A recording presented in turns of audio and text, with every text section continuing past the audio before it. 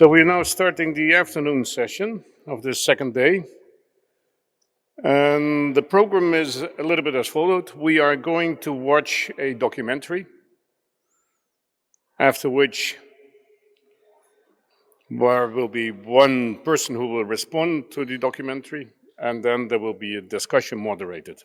So the documentary is a documentary about Srebrenica, where in 1995, 8,000 or over 8,000 Muslim Bosnian men were murdered by the army of Ratko Mladic.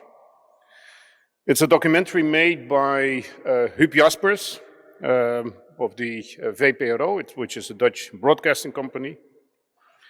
And so afterwards, we will ask Joris Voorhoeve to comment on the film. And let me introduce the speaker, so I don't have to do that after the documentary. So Joris Voorhoeve, who is on his way here. Joris Voorhoeve was Minister of Defense of the Netherlands at the time of the massacre in Srebrenica. And so has a very personal story about how this happened and how it affected him. I've known Joris for 40 years. So he was a Dutch member of parliament of the VVV, the VVD, the Party for Freedom and Democracy, and was very actively involved in campaigns on behalf of political prisoners in the Soviet Union. And I know him as an incredibly ethical, honest, intellectual person. In the beginning of the 80s, and that's how we met first time, he was catering Afghan orphans from the Afghan war when the Soviets were fighting there and educating them in the Netherlands. And when the war started in Ukraine, he immediately drove with his car to the border and picked up a Ukrainian family and took them to his holiday home where they are living. So he is personally very much involved in everything. And so for him, the big tragedy was that he turned out to be the Minister of Defense at that time. The speaker, or the two other people who will be part of the discussion afterwards, the moderator is Franklin van der Poels. He is a historian and a sociologist. He's the editor-in-chief of Museumpel, which is a journal for museum professionals, and he is a strategic advisor to museums across Europe. And one of the museums in which he has been providing advice and in which he is involved is the 9th Fort Museum here in Kaunas, which is currently being redesigned and restructured. The second person is Monique Brinks. She is a historian specializing in the Second World War. Is at the moment the project manager exhibitions and innovations at the National Military Museum in Soesterberg in the Netherlands, which is situated on the terrain of the former American Air Force base in the Netherlands, and has been responsible for several exhibitions. To name two, they were in the CV, If the Russians Come, which was an exhibition in 2019, kind of fitting. And the other, Him or Me, a Canadian and a German, which was an exhibition of 2020, 2021. But she is here because she was in charge of the design of the museum, which was developed on the territory of the Dutch base, the base of the Dutch peacekeepers in Potokari, near Srebrenica. So, but that is the discussion afterwards. We will first start with the documentary, and then Joris will take over. Thank you.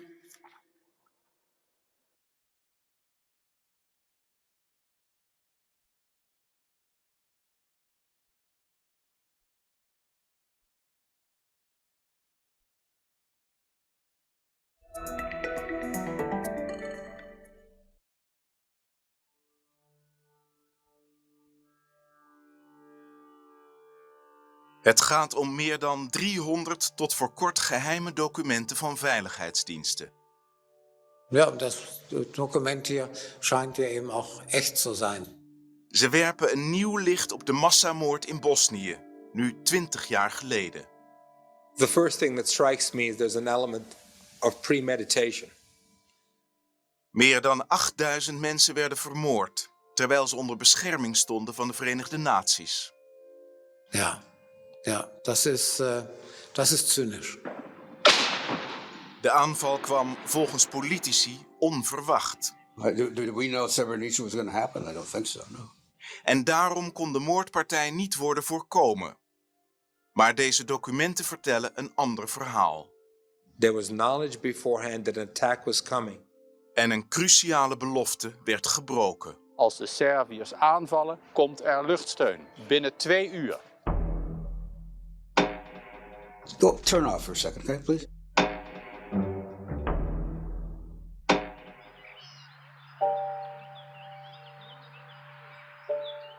Wie Srebrenica inrijdt, gaat onvermijdelijk terug in de tijd. 1993. Gorazde, Zepa, Srebrenica, enclaves in Servisch gebied. De meerderheid van de bewoners bestaat uit Bosniërs, moslims gevlucht voor het oorlogsgeweld. In Srebrenica zijn het er zo'n 40.000. Veel meer mensen dan het stadje aan kan. In maart dat jaar bezoekt de Franse generaal Morillon het gebied en belooft de bewoners bescherming. You are now under the protection of the UN forces. Het is het begin van de safe areas, veilige gebieden. Zo genoemd omdat ze onder protectie komen te staan van de Verenigde Naties. Een doorn in het oog van de Serviërs. Was wir sicher annehmen konnten, war, dass die bosnischen Serben die safe areas beseitigen wollten. Dat zegt Manfred Eisele, generaal buiten dienst en in de jaren 90 de hoogste militaire adviseur van de secretaris-generaal van de VN in New York. Und beseitigen, das bedeutete? Ja, eben die Bevölkerung daraus vertreiben. It was no secret that the Serbs wanted to militarily neutralize the 3 Muslim cities in the east. Dat merkt David Harland wanneer hij in 1993 aanwezig is op een bijeenkomst met de Servische generaal Mladic. He said he was going to kill everybody, and I asked him whether he meant, everybody, and then he thought about it and said maybe not the children or something, but he certainly said, that he was going to kill everybody, but then he qualified it, and he said it in front of, a dozen people. Over de intenties van de Serviërs bestaat dus geen twijfel. Een van de redenen waarom weinig landen bereid zijn troepen aan de VN te leveren. Nederland wel. Nederland heeft zich toen laten overtuigen door de VN-secretaris-generaal. Die beloofde, als de enclave wordt aangevallen, komt er luchtsteun. Het was voor de toenmalige regering een geruststellende toezegging. Want de enclave ligt in een moeilijk verdedigbare vallei. En Dutchbat beschikt niet over zware wapens. Als de Serviërs de enclave in juli 1995 onder de voet lopen, komt er geen luchtsteun. De belofte wordt gebroken. Dutchbat en de bewoners van Srebrenica worden aan hun lot overgelaten. Ruim 8000 doden tot gevolg. Hier liggen ze, de doden die tot nu toe geïdentificeerd zijn. Slachtoffers van de grootste naoorlogse moordpartij op Europese bodem. Hoe kon het gebeuren, terwijl de Verenigde Naties de enclave beschermden? Waarom werd de volkerenmoord niet voorkomen? Waarom greep niemand in? Het zijn onbeantwoorde vragen. Die hem... Dames en heren, er heeft zich vanmiddag... destijds minister van Defensie in Den Haag... een ramp van grote omvang voltrokken. En hem... Nikakvih medikamenata, nismo imali apsolutno nikakvog sanitetskog materijala. Destijds arts in Srebrenica. Preko 2000 operativnih zahvata za prvu godinu dana sam izveo na živo.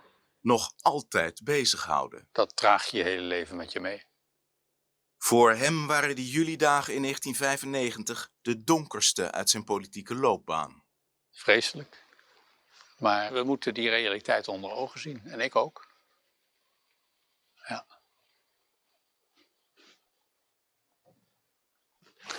bazukama su tukli u masu. Nastupila je jedna stravična situacija, jedna drama.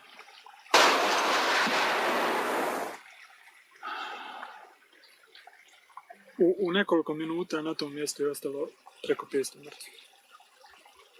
Hij overleefde de massamoord. Ruim 8000 anderen niet.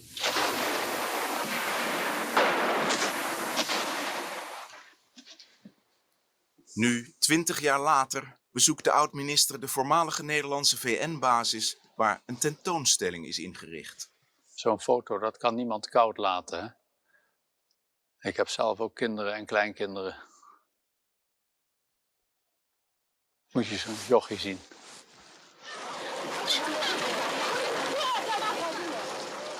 Deze oude fabriekshal en het terrein eromheen stroomden vol met mensen. In paniek op de vlucht voor de Servische troepen die, onder leiding van generaal Mladic, op 11 juli 's ochtends de enclave binnentrokken. Ja, afgrijselijk. En deze lugubere ruimte roept dat natuurlijk ook allemaal weer terug. De beelden van die enorme hoeveelheid mensen. 27.000 die hier naartoe waren gevlucht. Ik zie ze heel vaak terug in gedachten. En dan Mladic die hier verschijnt met een aantal van zijn officieren. Die tegen de mensen zegt, jullie zal niks gebeuren. Jullie gaan allemaal naar veilige oorden. Hij begint snoep uit te delen aan de kinderen. En zodra de Servische camera's weg zijn, laat hij het snoep weer innemen. Dus dat was een hele lugubere show ook. Hier staat de opdracht van de Servische leiding. I insist to see all men between age 16 and 60. I'll have to interrogate them individually. Het einde van het liedje was dus dat ze werden doodgeschoten. En ze werden packages genoemd, pakketten. Daar begint het mee, hè? Door mensen niet meer als mensen te behandelen, maar ze een pakketje te noemen. 15.000 tot 20.000 mensen zijn dan al op de vlucht geslagen. Te voet deze bergen in. Een ultieme poging om aan het Servische geweld te ontsnappen. Onder hen Ilyas Pilav. Znali smo odmah na početku da nas vidi, da smo primijećeni. Jer nemoguće je bilo da tajno prođe kolona od 15.000 ljudi.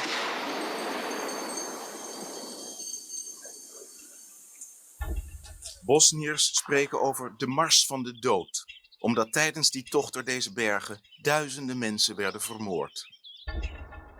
De arts en de oud-minister. Ze ontmoeten elkaar aan de rand van de Bosnische hoofdstad Sarajevo, waar Pilav nu werkt als chirurg. Ze praten over 20 jaar geleden en de vragen die hem beiden sinds die julidagen van 1995 nog altijd bezighouden. Ja moram biti iskren. Ja sam bio sklon i da dio te odgovornosti stavim i na holandsku vladu. I vi kao dio te vlade, kao dio mašinerije međunarodne zajednice ste zapravo i sami na neki način žrtva nekih centara moći. Vaša odluka da dođete ovdje, da tragate za istinom, za odgovorima, je mene duboko dirnula i ja vam izražavam neizmjernu zahvalnost. Ik vind dat dat mijn plicht is om naar de antwoorden te blijven zoeken waarom dit zo afgrijselijk is misgelopen. Meni je jasno ko je izvršilac genocida. Meni je jasno ko je planirao. Ali pitanje stoji ko, kad i gdje je donio odluku da se to dozvoli.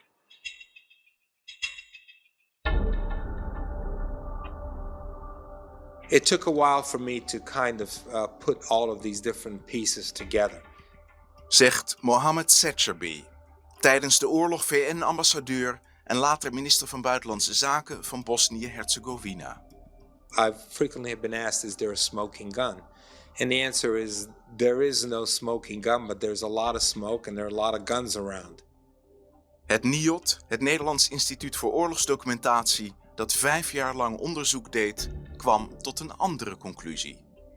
Nu er evident bij geen van de betrokkenen voorkennis was, was adequaat reageren bij voorbaat uitgesloten. Vooral de Amerikanen investeren midden jaren 90 in een inlichtingennetwerk in voormalig Joegoslavië.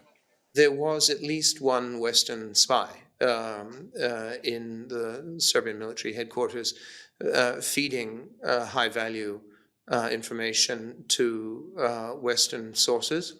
I'm old-fashioned when it comes to commenting about intelligence sources. We have very close, good sources.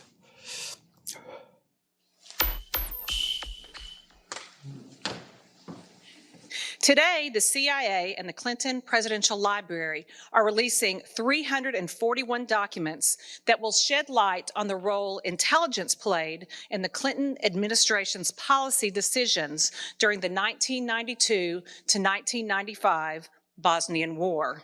Ladies and gentlemen, please welcome President Bill Clinton. De documenten worden geopenbaard in aanwezigheid van de toenmalige hoofdverantwoordelijke. We had there, in their Balkan Task Force, the CIA, the Defense Intelligence Agency, the NSA, the Joint Chiefs of Staff, regularly working together. Well, it was one of the better examples in my tenure in government of where the intelligence community and the policymakers work together very, very effectively. Sandy chaired a deputies committee that kept all the agencies working together. I can't say enough about the intelligence apparatus that was set up to give us timely, quicker, briefer, more accurate reports on what was going on in Bosnia. De Balkan Task Force.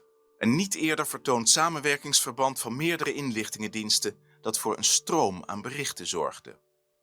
De vraag is, wist Washington dat de Serviërs plannen maakten voor een aanval op Srebrenica? Dit is een intern discussiestuk van het ministerie van Buitenlandse Zaken van 9 mei 1995.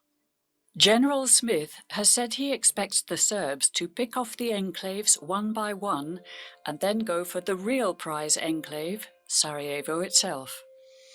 Ja, dieses Dokument zeigt, dass Ranghöher UNPROFOR-General, Oberbefehlshaber in Bosnien Smith eben ganz klar erwartet hat und Anzeichen hatte auch aus Gesprächen mit den Serben, dass sie vorhatten, die Enklave zu erobern. Zegt Andreas Zumach, correspondent bij de Verenigde Naties en de journalist die in 1995 als eerste publiceerde over voorkennis. Sie können nicht sagen, sie hätten nichts gewusst und wären völlig ahnungslos gewesen. They give us their source, General Smith, and that was his assessment, that the Serbs were going to attempt to at least greatly attack and at least greatly diminish the enclaves. And this simply confirms that the Americans were very explicitly aware of that too. I don't think anybody was aware that Srebrenica would be attacked. Maybe the intelligence community, but I don't recall having prior warning of the Srebrenica attack. Nevjerovatno. Pa on je bio šef svim tim službama i sad da kaže da se ne sjeća. Goed 2 weken later zien Nederlandse militairen dat de Serviërs zich kennelijk voorbereiden op een aanval. In het voorterrein ziet u daar Rogac, die huizenrij die daar ligt. Dat is Bosnisch-Servisch gebied. En de confrontatielijn lag eigenlijk hiervoor in het dal. Hij is terug in Bosnië. Kolonel Charles Brands. Tijdens de oorlog was hij VN-commandant in Tuzla. Op ons verzoek duidt hij de Servische troepenbewegingen die rond de enclave zichtbaar waren. Eind mei werd hier waargenomen een artilleriestuk bij Rogač. Dan hebben we het over een stuk wat ongeveer tussen de 15 en 20 kilometer kan schieten. Dat wil zeggen tot in de enclave? Kan schieten tot in Potokari. Terug naar Washington, de vrijgegeven documenten en de zoektocht naar voorkennis. Dit stuk dateert van 1,5 maand voor de Servische aanval. Het is opgesteld door de Balkan Task Force, de verzamelde inlichtingendiensten. Onderwerp is de toekomst van de moslim-enclaves wanneer de VN zich terugtrekt. Serbs want the enclaves. Enclaves are vulnerable. Srebrenica is probably the most vulnerable. Ja, er sprach sehr viel dafür, dass das eine realistische Annahme ist. And on page 2, almost at the bottom, Army Corps Commander Smith believes the Serbs are embarking on a campaign to capture the enclaves. Ja, das ist sicher eine richtige Einschätzung, würde ich sagen. Is it a fact that the US administration was fully aware of what was going to happen? No, I don't think so. Did we know Srebrenica was going to happen? I don't think so, no. Zašto nije bilo povratne reakcije na informaciju generala Smitha? A successful Bosnian Serb offensive would prompt most of the 120,000 inhabitants of the enclaves to flee the area. The Serbs would seek to drive them into central Bosnia. Any winter offensive would lead to substantial casualties. It's a fairly explicit statement that the Serbs want to take the eastern enclaves of Bosnia from the Bosnian Muslim government, and that this, in the knowledge of the Americans, could lead to a mass movement of people and colossal human cost. Substantial casualties. Correct. You don't consider this document as a warning? Well, yeah, this is really... turn off for a second, okay, please? Yeah. So this is really actually quite unfair. 20 years later, you were showing me documents, yes. Okay? You know how many of these documents I got a day? A day. 20 of a day. Mislim, to je apsolutna licemjerna izjava. Možda su znali obavještajne službe, a onda ne bude znao, nemoguće. Zapravo, on je bio osoba koja je imala uvid u sve izvještaje obavještajne službe i bio osoba koja je koordinirala radom obavještajnih službi i bio je na kraju krajeva šef svima njima. Dakle, mislim da se ovdje radi o svjesnom zatvaranju očiju pred istinom. Gesteld die informatie heeft de politieke leiding bereikt, had er op basis van die informatie moeten worden ingegrepen? Actie moeten worden ondernomen? Ja, dat vind ik wel. Ja. Do you mind if we go on? Yeah, no, go ahead. I just wanted to put that context in it. I'm not trying to avoid your questions. Let me ask you a question. Yeah. What were you doing on May 11th? Tell me, 1995, specifically, what were you doing? Mm-hmm. I don't know, sir. Oh, right. No, so, but I didn't take decisions of this magnitude, of course. 2 dagen na de waarschuwingen van de Amerikaanse inlichtingendiensten gaat het in het zuiden van de enclave mis. Op 3 juni 1995 kregen de Bosnische Serven voor de eerste keer vaste voet in de safe area. De eerste waarnemingspost die hier aan de kant van de weg stond, verderop, werd ingenomen. Ik vermoedde dat dat het begin van het eind was. Omdat in de dagen daarna in feite allerlei signalen kwamen dat de Bosnische Serven bezig waren met het opbouwen van hun eenheden. Op een zodanig niveau brachten om in elk geval een aanval te lanceren op de safe area. Dit was een cruciale plek die ze pakten? Dit was de eerste cruciale locatie die ze te pakken hadden. De Serviërs hebben nu een toegangsroute naar de enclave. Maar het leidt niet tot groot internationaal alarm. Ik heb op 3 juni in een bijeenkomst in Parijs de nood van de enclave nogal sterk aan de orde gesteld. En de hopeloze positie van Dutchbat. En ik heb gezegd, het gaat mis als er geen hulp wordt geboden. Hoe werd daarop gereageerd? Er viel een doodse stilte. U kwam daar somber vandaan, van die bijeenkomst? Ja, de hele Nederlandse delegatie kwam er somber vandaan. Er zijn troepen gekomen, militairen gekomen van de Bosnische Serven. Die zijn om de waarnemerspost gelopen. Die hebben de opdracht gegeven of geëist dat de bezetting deze waarnemerspost zou verlaten. Doen ze dat niet, dan kostte dat hun leven.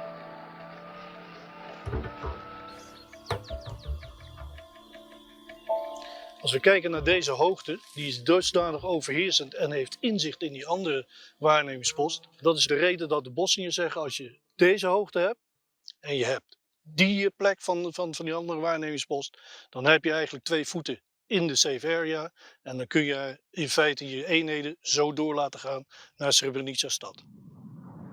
En dat doen de Serviërs.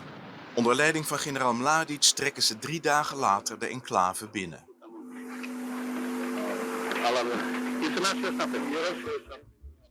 Vast staat dat de verzamelde Amerikaanse inlichtingendiensten een spion hadden in Belgrado. En dat de Balkan Task Force waarschuwde voor een op handen zijnde aanval op Srebrenica.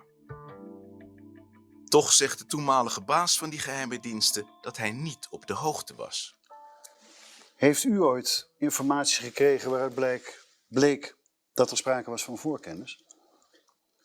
Ik heb ongeveer 1,5 maand na de val van de enclave. Augustus? Dan hebben we het over augustus 1995. Het eind van die maand. Een stuk in handen gekregen van een bondgenootschappelijke inlichtingendienst. En wat beschreef dat stuk precies? Dat stuk beschreef, wij hebben een belangrijke Servische informant. Die ons eind mei heeft gezegd, wij Serviërs gaan met een paar weken de 3 oostelijke enclaves in Bosnië innemen. Er was dus een bondgenoot die over enige voorkennis beschikte. Toen heb ik het ministerie gevraagd, zoek eens uit wie nog meer voorkennis zou kunnen hebben gehad. Wat kwam daaruit? Daar kwam uit dat minstens nog 1 andere bondgenoot ook inzicht had in de Servische plannen. Dus er waren 2 bondgenoten die deze informatie hadden. En destijds al. Ja, maar dan moeten we daar wel zorgvuldig mee omgaan. Het was geen informatie over plannen voor massamoorden. Het was informatie over Servische plannen om de enclaves te gaan innemen. Uit dit document blijkt dat het de Britse en de Amerikaanse inlichtingendiensten waren die wisten van de Servische plannen. Informatie die de 2 bondgenoten niet deelden met Den Haag, terwijl Nederlandse blauwhelmen de enclave beschermden. Wanneer generaal Mladic en zijn troepen de enclave binnentrekken, houden ze op hetzelfde moment 30 Dutchbatters in gijzeling. De bewoners van Srebrenica en de blauwhelmen wachten op luchtsteun, maar die blijft uit. Ik kreeg een telefoontje vanuit de VN in Zagreb met de vraag: heeft Nederland bezwaar tegen stevige luchtactie?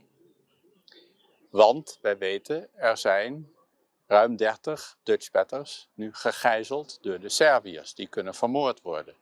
En toen heb ik gezegd, de Verenigde Naties kan het niet maken om geen luchtsteun te geven. Die luchtsteun moet komen. Jednostavno, mi smo bili u takvoj situaciji, teško je, bezizlazno je, da smo povjerovali u to. Dakle, da će biti izvedeni masivni NATO udari, NATO avijacije. U wachtte daarop in Srebrenica, Dutchbat wachtte erop en wij wachten daarop in Den Haag. En ik vertrouwde op de belofte die aan Nederland was gedaan, 1,5 jaar daarvoor, in januari 1994, had de Verenigde Naties aan Nederland beloofd: als de Serviërs aanvallen, komt er luchtsteun binnen 2 uur. A to sasvim siguran sam da je izvedeno onako kako nam je rečeno mislim da bi bil spašen. De vraag die u hebt, daar zit ik ook mee. Ik weet niet wie dat heeft gestopt.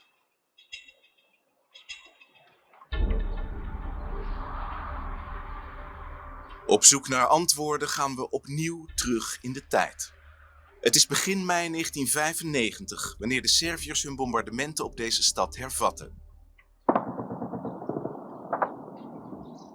Sarajevo ligt dan al 3 jaar onder vuur. Normaal leven is er onmogelijk geworden.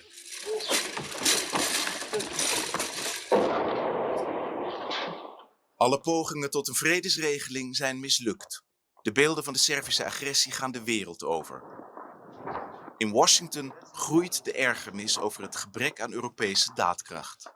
We had been basically trying to push the Europeans to be more aggressive, to be more robust, and had been rebuffed time and time again. And President Clinton was growing more and more frustrated.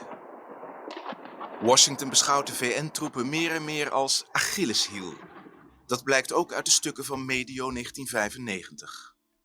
UNPROFOR itself is frequently the subject of attack. I think that all of us felt it simply confirmed that this could no longer be seen as a humanitarian exercise, that the UN peacekeepers were becoming an instrument of war, not a vehicle for peace. En dus buigt de regering Clinton zich over meerdere opties. Terwijl Washington zijn Europese bondgenoten aanspoort tot meer daadkracht, wordt in het Witte Huis gesproken over manieren om de VN-blauwhelmen uit Bosnië terug te trekken. De opsteller van dit stuk waarschuwt voor de risico's bij die aftocht. Avoid debacle of US NATO-led withdrawal being depicted as precursor to brutal ethnic cleansing. Hoe zou u de inschatting die daar gemaakt wordt, hoe zou u die kwalificeren? Dat betekent dat de schrijvers van dit rapport wisten, een hele nare verwachting hadden over wat er zou kunnen gebeuren als de blauwhelmen uit de enclaves zouden worden gehaald. Njima nije bilo važno zašto će se to i što će se desiti, jer će se desiti. Njima je jedino važno da izgleda kao da su oni bili po strani. Ook in het VN-hoofdkwartier in New York wordt vergaderd over de mogelijkheid de blauwhelmen uit Oost-Bosnië terug te trekken. Nederland is tegen. Wij wilden de enclavebevolking niet aan hun lot overlaten. NAVO-vliegtuigen bombarderen Servische stellingen en een munitiedepot. Het initiatief komt van Rupert Smith. De Britse generaal wil zo een einde maken aan het beleg van Sarajevo. I worked with him every day, but as a junior colleague, my feeling was he did probably feel frustrated and a failure for a certain period, and he was determined not to be humiliated and defeated the way he felt the Serbs had humiliated and defeated the international community until that point. De Serviërs reageren met een aanslag. Ze bombarderen een druk bezocht plein. Er vallen 74 doden en 200 gewonden. Een dag later worden de Verenigde Naties opnieuw vernederd, wanneer de Serviërs honderden VN-soldaten gijzelen. Het is een bijzondere dag voor Richard Holbrooke, speciaal gezant van de Amerikaanse regering, en voor zijn geliefde Katie Martin. Ze trouwen in haar geboortestad. Well, the unfolding crisis in Bosnia cast a giant shadow over our wedding. Indeed, over that entire summer, we picked the worst possible time to be married. But of course, we hadn't planned on the catastrophic events that were taking place on May 27th, our wedding day. De Serviërs binden de gegijzelde blauwhelmen vast op strategische plekken. Zo willen ze de NAVO dwingen te stoppen met bombarderen. I think there was a lot of communication going on between the president, Chirac, Major, and I think the impetus here was to obviously not to endanger the peacekeepers, but it was confirmation that we needed to get the peacekeepers out of Bosnia. De druk is voelbaar, ook in het Witte Huis.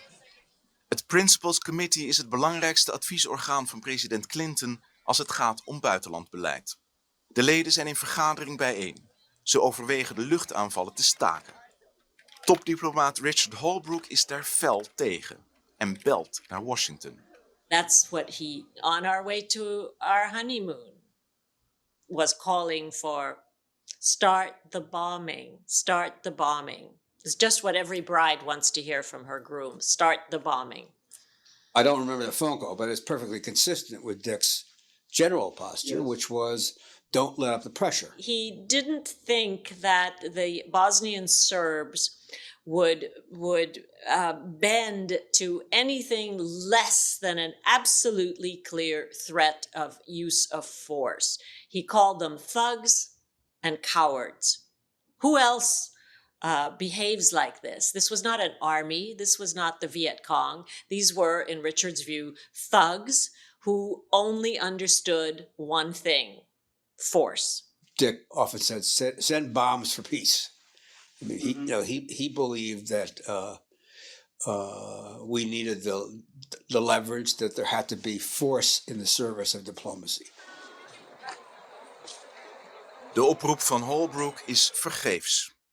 Dat blijkt uit dit document over een vergadering van het Principals Committee, adviesorgaan voor het buitenlandbeleid van president Clinton. At this rare Sunday, May 28 Principals Committee meeting, officials decided to suspend quietly the use of airstrikes against the Serbs for the foreseeable future. I don't specifically recall that meeting or that episode. Bent u destijds geïnformeerd over dat besluit? Nee, dat was mij volstrekt niet bekend. Do you know if the European countries who had troops on the ground, were they informed about this decision? I assume so. I don't know that to be the case, but I would assume that they would have been informed. Het besluit, zoals we die tekst hier zien, komt het hele woord Nederland niet voor. Were you informed about that decision? No, I was not. And I'm not aware of it, wasn't aware of it until you just told me. So was anyone else within the Bosnian government informed about it? I don't believe so. And I was generally the person who dealt most closely with the US government as foreign minister, as an American, and someone who made frequent visits to the United States. Uit het document blijkt dat Clinton het besluit wel heeft afgestemd met de Franse president en de Britse premier. Maar niet met premier Kok, zegt u. Het is niet met de Nederlandse regering overlegd en het besluit is volgens mij genomen op verzoek van de Franse en Britse regering, want de Verenigde Staten zelf had geen blauwhelmen op de grond. You remember this decision, do you? Yes, but I don't know, who was informed or what. Just looking back on it doesn't make a lot of sense to me to do this and not tell the Europeans we're doing it. Je bent bondgenoot. En Nederland had de allermoeilijkste taak in Oost-Bosnië. Dus dat had wel moeten gebeuren. Ovo je izdaja i to je jedina riječ koja može na pravi način opisati sve. Jedna brutalna izdaja. Het besluit om de NAVO-luchtaanvallen tegen de Serviërs te stoppen werd in stilte genomen. Terwijl het voor de bewoners van Srebrenica en de Nederlandse VN-militairen vergaande consequenties zou hebben. Richard Holbrooke, inmiddels op huwelijksreis met Katie Martin, voorziet wat er zal gebeuren. He had a certain sense of when catastrophe was in the making, and I think that this was a tragedy that was predictable, and which he tried his damnedest to block, but he couldn't. Did he see the attack on Srebrenica as a result of this suspending airstrikes? Of course, yes. It was entirely predictable. I mean, Mladic got the signal he was waiting for, which is that the international community didn't really give much of a damn, so he could proceed with impunity. To je dakle bila dozvola, potpuna dozvola i odriješene ruke da uđu u enklavu da urade što žele.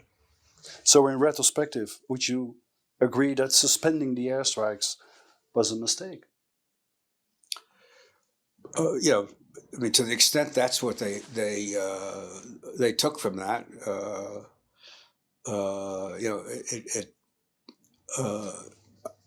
obviously wasn't a productive thing to do.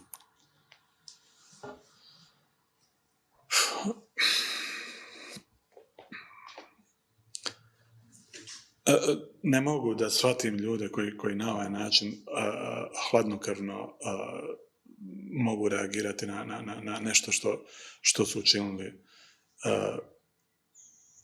svojim nekim potezom prije 20 godina koji je izazvao teške posljedice i uništio jednu kompletnu populaciju, da sad na ovaj način hladnokrvno kaže da to nije bilo produktivno. Šta znači za njega nije bilo produktivno?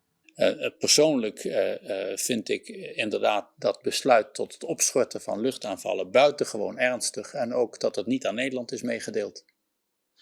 Mladic encourages, decided after this lack of response, let's go for the big one, which was Srebrenica. That's quite conceivable to me. Yes. Ik heb 6 jaar na de val van Srebrenica bezoek gehad van een hoge inlichtingenfunctionaris. Hij had zelf in Belgrado gediend als inlichtingenfunctionaris. En zei dat een bondgenoot een bron zeer dicht bij de Servische leider Milosevic had. Die had gezegd, wat zou er nou gebeuren als wij Serviërs de 3 oostelijke enclaves gaan innemen? En daar was geen antwoord op gekomen. Aan wie had hij dat gevraagd? Aan contacten van een buitenlandse inlichtingendienst. De Amerikanen? Doe ik geen uitspraken over. Maar in ieder geval een bondgenoot die daar antwoord op had kunnen geven. Een bondgenoot die ertoe deed. En daar kwam geen antwoord op.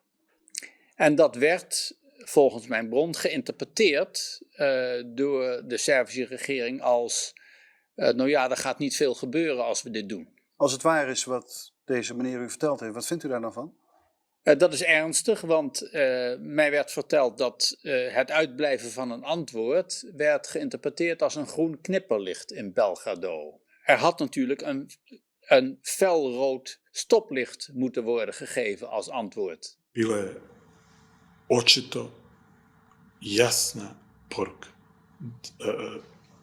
Ne samo zeleni signal, nego potpuno odobrenje. Strašno. One can argue that maybe the genocide, the killing of 7,000 to 8,000 people was not envisioned, but the sellout of the enclave, the sellout of the UN, even the sellout of the Dutch, not to mention the population of Srebrenica, was premeditated. Een dag na het besluit om de luchtaanvallen op te schorten, schrijft Nationaal Veiligheidsadviseur Anthony Lake een memo aan zijn president. Daarin benadrukt hij nog eens dat de beslissing stilgehouden dient te worden. Privately, we will accept a pause, but make no public statement to that effect. Verderop wijst Lake op de potentiële risico's van een terugtrekking van de VN-troepen voor de inwoners van de enclaves. Hij spreekt over a humanitarian nightmare. Did you share his view at the time? Do you remember? Honestly, you're asking me to go back 20 years to a particular document. I assume that I agreed with this. I don't have a... Well, certainly the Americans from the late spring of 95 became very concerned that they would be sucked into a war, if only to assist with the evacuation of UNPROFOR, and they were intensely aware, as it shows here, of the very high level of vulnerability of the eastern enclaves and the likely humanitarian cost of that. Have you ever seen this document? No, I have not. If you read what Lake writes here, would you consider that a clear warning? Yes, of course. Would you agree that what he writes there is, let's say, a very clear and bold warning for the possible consequences of a withdrawal? Well, I think there was concern that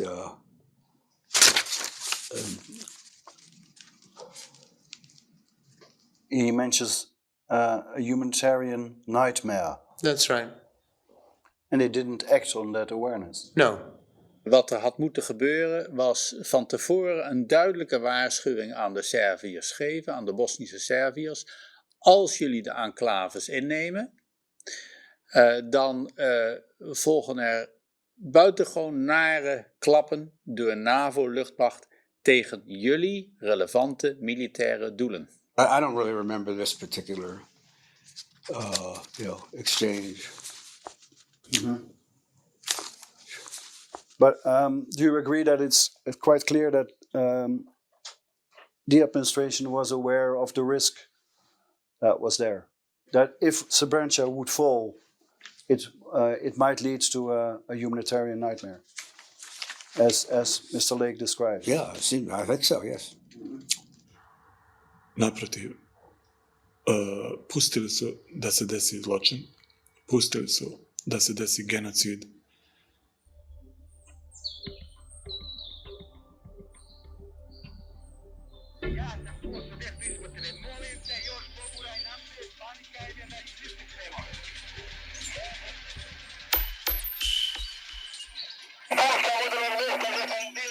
Dan voltrekt zich de aangekondigde nachtmerrie. Servische troepen trekken de enclave binnen.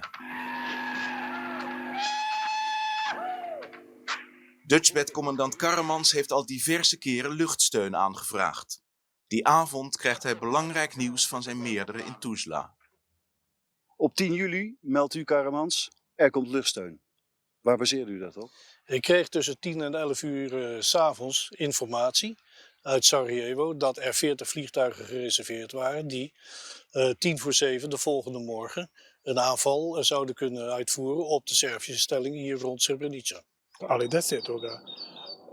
Jula u ponoć je nama saopšteno da će u ZOR biti izvedeni masivni udari NATO avijacije. Rečeno nam je i na karti pokazana zona koju su nazvali zona smrti. Daarom begreep Karremans ook niet waarom die massale luchtaanval niet kwam. Want zoals hij terecht zei, we hebben die doelen geïdentificeerd. We weten waar ze staan. Het zijn Servische doelen. Ze zijn statisch. Je kunt ze uitschakelen. Het besluit om de luchtaanvallen op te schorten blijkt de volgende ochtend nog steeds van kracht. De Servische troepen trekken ongehinderd de enclave binnen. Duizenden mensen worden op hun vlucht door de bergen vermoord. In de dagen die volgen bereiken de overlevenden het veilige Tuzla, te voet. Daar vangt VN-commandant Charles Brands de ontheemden op. Het geluid is bijna niet te beschrijven. Mensen die getraumatiseerd zijn, die bang zijn, die nog steeds bang zijn. Die schreeuwen, die willen hulp hebben, die willen eten hebben. Die willen rust hebben, die willen bescherming hebben, die willen veiligheid hebben. Het is een constant hoog niveau van schreeuwende, radeloze mensen. And my memory of Srebrenica has always been the one young woman who hanged herself as a refugee coming out of Srebrenica. So in other words, the victims continued well beyond that immediate killing and well beyond that day. Why she killed herself? Was she raped? Was she humiliated? Did she lose everything? I don't know. But I have to have some accountability for that. 341 documenten gaven de Amerikanen vrij. This collection represents only a portion of the documents concerning the Bosnian War. In de stukken zijn flinke passages weggelakt. In deze grafiek is bovendien te zien dat er geen documenten zijn vrijgegeven over de periode waarin de Serviërs de enclave veroverden. Ja, das ist genau die Lücke, die relevant ist. In diesen, was sind das, knapp 3 Wochen hat es angeblich überhaupt keine amerikanischen Geheimdiensterkenntnisse ergeben. Das glaube wer wolle. Es sei denn, es habe eine technische Störung vorgelegen. Zum Beispiel gestern hat es in Washington D.C. einen längeren Stromausfall gegeben. Sowas ist ja denkbar. 2 Wochen lang. Nein, natürlich nicht. The more likely explanation is that those the documents that existed during that period are too highly classified. Yes. As you are, we weren't on vacation. They had a generally high level of information about Serbian activities that, if they had released them as well, would have made their narrative of a decisive and morally superior intervention much less convincing. I don't think anybody wraps themselves in moral glory, including the British government. So that sort of, comment, I think, is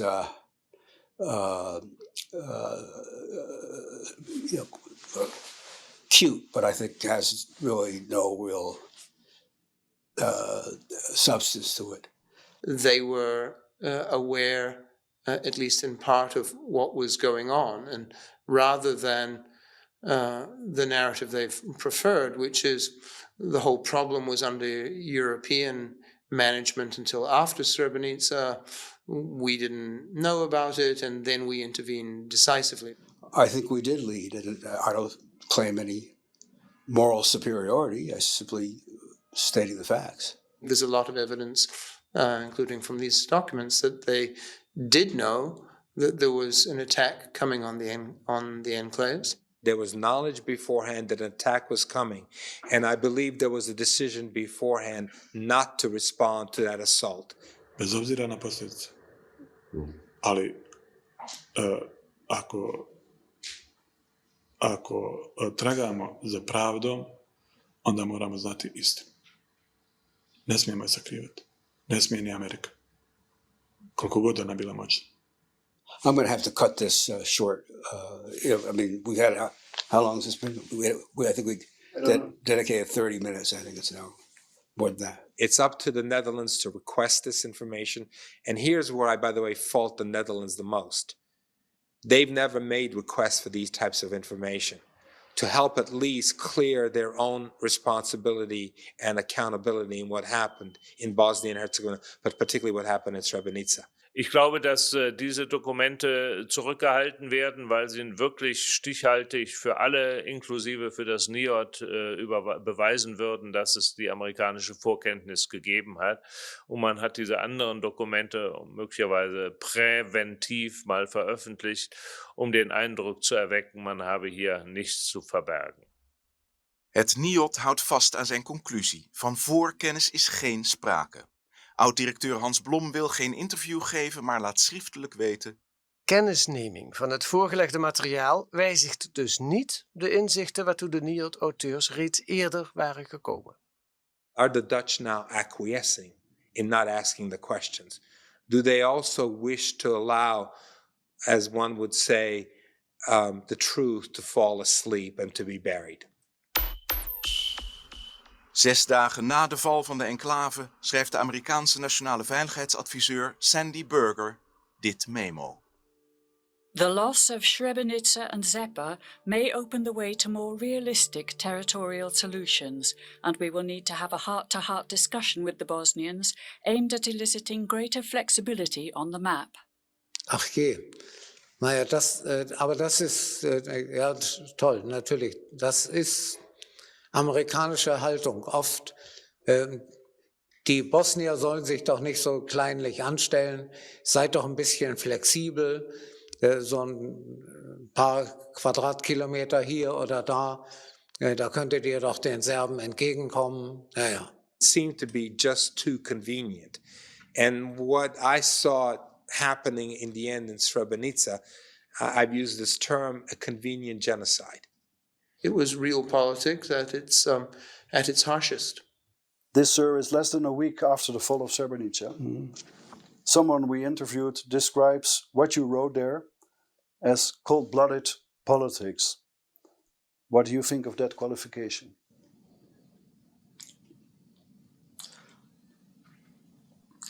Well, I mean, I think if there was going to be a political solution at some point, it would take some kind of negotiation with respect to the ultimate shape of things. But we were not talking at that point about a political solution.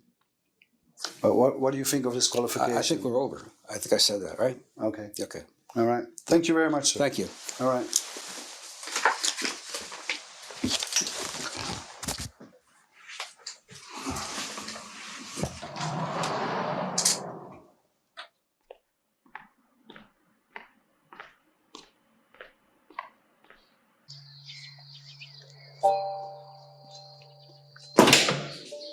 One of the main tasks of anthropologists is to determine that all bones belong to one person. Yes.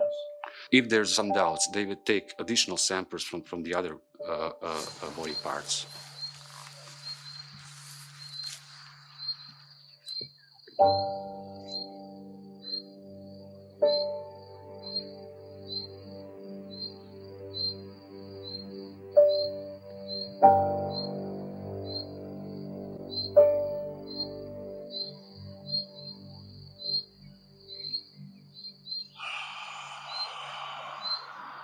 Ostalo je pored mene još 3 muška iz šire moje familije.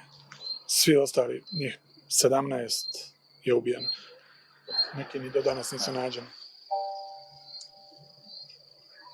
We have still at least 1,000 names waiting. So we can expect some more grave sites.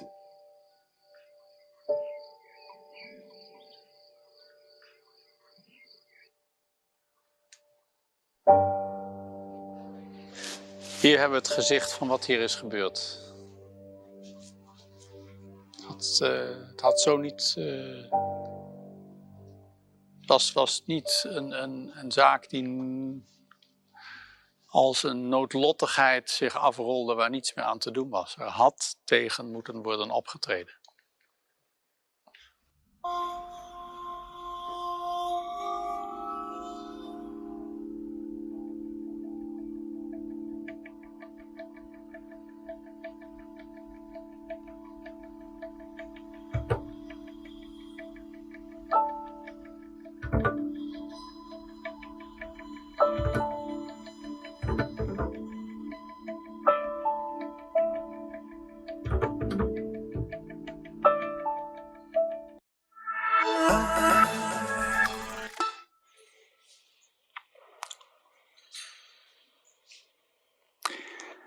Ladies and gentlemen, I think I'm supposed to start with a comment on this movie to other people who will also help me to place it into context.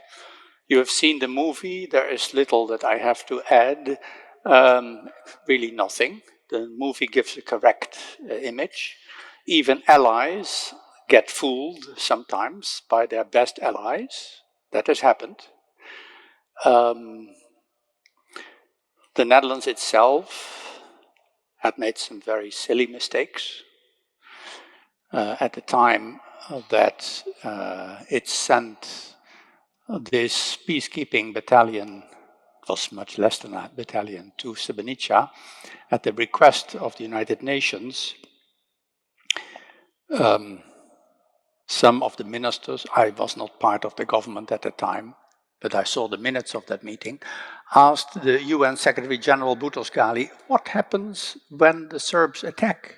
because it was clear with a view on the map that it was militarily an impossible position, deep into enemy territories where the supply lines were dominated by the Serbs, and they stopped everything. And the answer that Boutros Ghali, the Secretary General, gave was, then there will be air support. And the painful thing for the Netherlands is, no one asked, what do you mean? Who decides? When will it come? How large will it be? What significance will it have? That was the crucial question. The Dutch government at the time stepped into a situation which was very, very difficult. It hoped that it could be saved by ongoing peace negotiations, but the Serbs were not interested in peace. They wanted to have as much of Bosnian territory as they could. The documents that were shown in this movie are correct, but not everything has been revealed. There is about a week of American intelligence during the Serb attack, which is still not revealed. So the suggestion of the German general at the end that it is convenient to the United States that this period was not revealed is based, I think, on an assumption. My assumption is that when the attack on the enclave was clear that it would take place, some writing table strategists in Western cities thought, we have been unsuccessful in getting a solution to the complicated war in Bosnia. The map is too complicated to come to a peace agreement. The Bosnian Serbs will take the 3 eastern enclaves. Of course, when they do, there will fall a few hundred dead. But that happens every day in this war. So afterwards, the time will be ripe for a peace agreement. That hypothesis proved to be correct, because Dayton came after Srebrenica. But those who acted on the basis of that hypothesis forgot to ask themselves an extremely important question. What will happen to the population? I assume they thought a few hundred dead, some rape cases, happens every day in this war. We have to get down to negotiation with the Serbs to get a territorial division of the former Yugoslavia.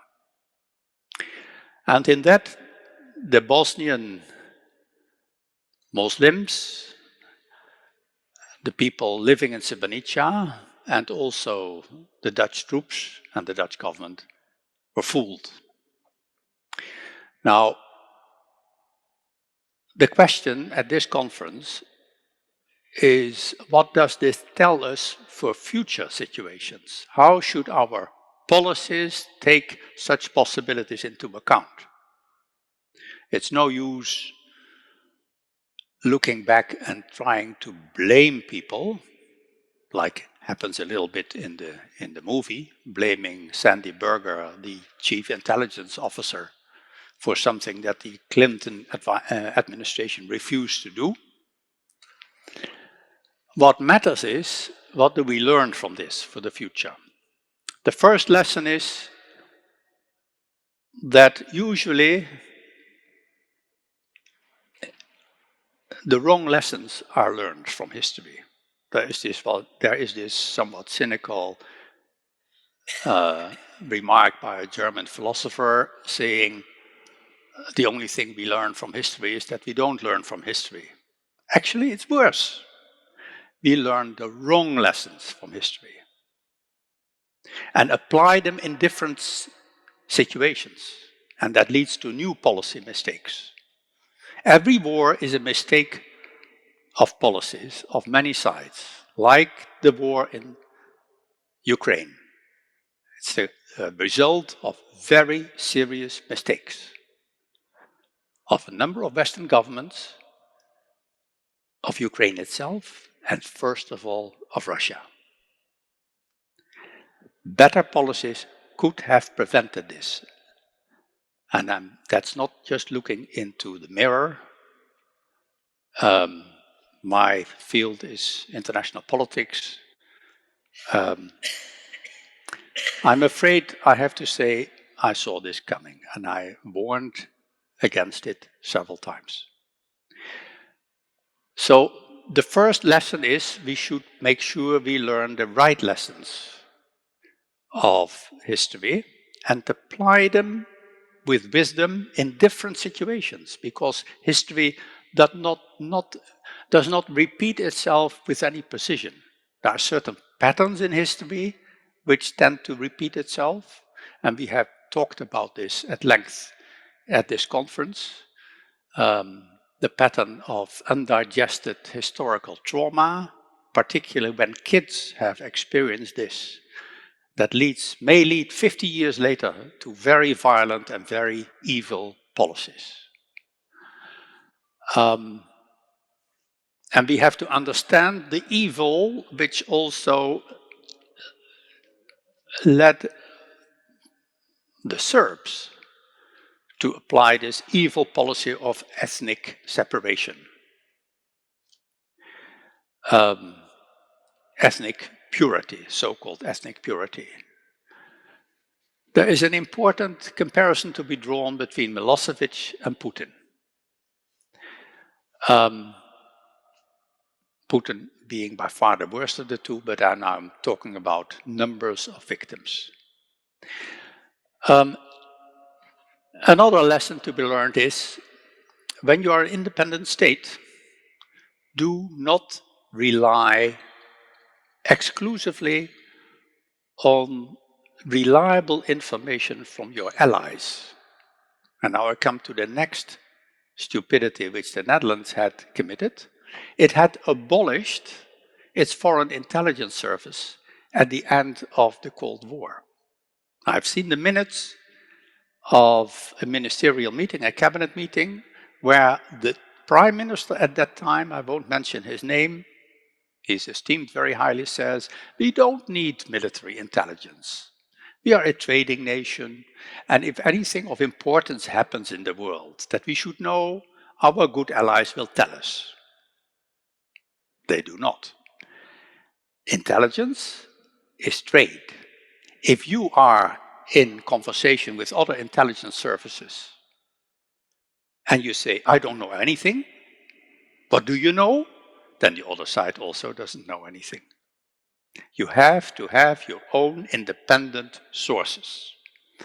And you have to check what other intelligence services know and think critically about them. If they tell you something, it is with a purpose. They want you to change your policy. And you have to think about that. Is that wise or not? But the Netherlands had been so naive as to have abolished its own foreign intelligence services in 1990. The Cold War was over, and there was obviously a very shallow interpretation of history. Such things wouldn't happen anymore. Third lesson from Srebrenica is, and now I'm a bit pessimistic, Srebrenica will happen again. We have seen similar situations in the Middle East. The Yazidis, who were left alone in an impossible situation and murdered and raped.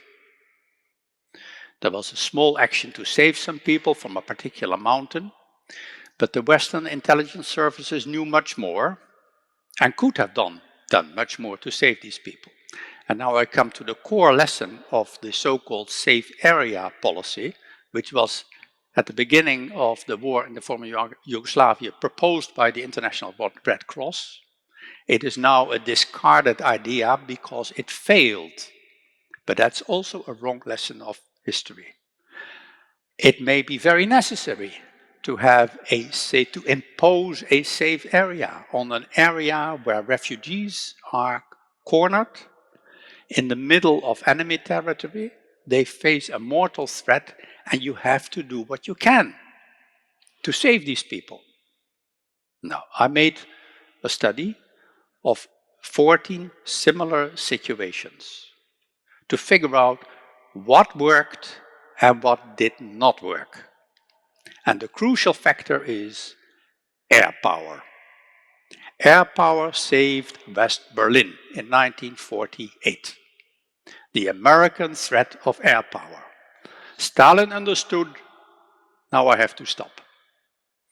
Before Stalin advanced to take West Berlin, which he planned, the American president sent long-range bombers to airfields in Great Britain, which could reach the Russian troops in East Berlin. That was a clear message. And West Berlin survived. Something like a West Berlin solution should have been designed for Srebrenica.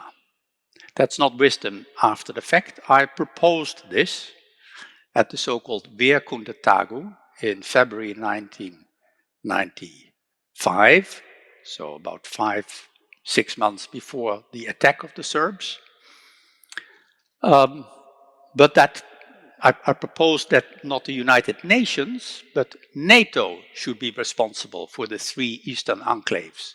Jepa, which was completely murdered, Srebrenica, where all the men were murdered, and Tuzla, which survived. Why did Tuzla survive? Because after the fall of Srebrenica and Jepa, the troop-delivering countries got together in London. I will never forget that conference. And they said, now we have to warn the Serbs. If they also overrun Tuzla, where 130,000 people live, we will hit all militarily relevant targets in Serbia. Old-fashioned deterrence politics. That worked. That the Serb leaders understood. And that's why Tuzla survived. Survived the fate which Srebrenica and Jepa hit. When you try to prevent war and you're not dealing with rational, humanitarian inclined opponents, you have to have a big stick. Don't sway with it, but it has to be clear, it can be seen. Because that's the ultimate argument to stop aggressors. They have to see the big stick. As the American President Theodore Roosevelt once said, carry a big stick, but speak softly. The United Nations does the opposite. Speak loud and as sticky as possible. And give very confusing mandates to your peacekeepers. Because that was one of the difficulties where the Dutch military may acted. They got the specific instruction not to fight against the Serbs, not to use their firearms. It was General Smith who gave that instruction, not to use their firearms against the Serbs, only if they personally would be attacked. They were allowed to do that. And about 7 days before the Serb attack started, Smith went on holidays. He took leave. He returned on the 15th of July 1995, after the massacre. And then on the 22nd, I met him of that year at a conference in London on Tuzla, how to save Tuzla. And we had not met before. He said, don't quote me, but I think 2,000 Bosnian men are missing. Then I walked to the press and said, this is probably a case of genocide. Actually, it proved to be about 3 times worse. between 6,000 and 8,000 people were killed. Also people who had fled the enclave in time but were awaited by Mladic and his forces in the mountains to shoot the stream of refugees that had tried to reach central Bosnia. Now, we should be very aware that notwithstanding all the progress mankind makes, in this area, in this matter of death and survival and very important political, ethical questions, we have not made structurally any progress. And things like Srebrenica will happen again. They have happened again. I gave you an example of the Yazidis. They will happen again in Africa. They will happen again in the Middle East. So we should be on guard and let things like this never happen again. Those words may sound empty to you because that was also said after the First World War, but they should not happen on our watch. Thank you.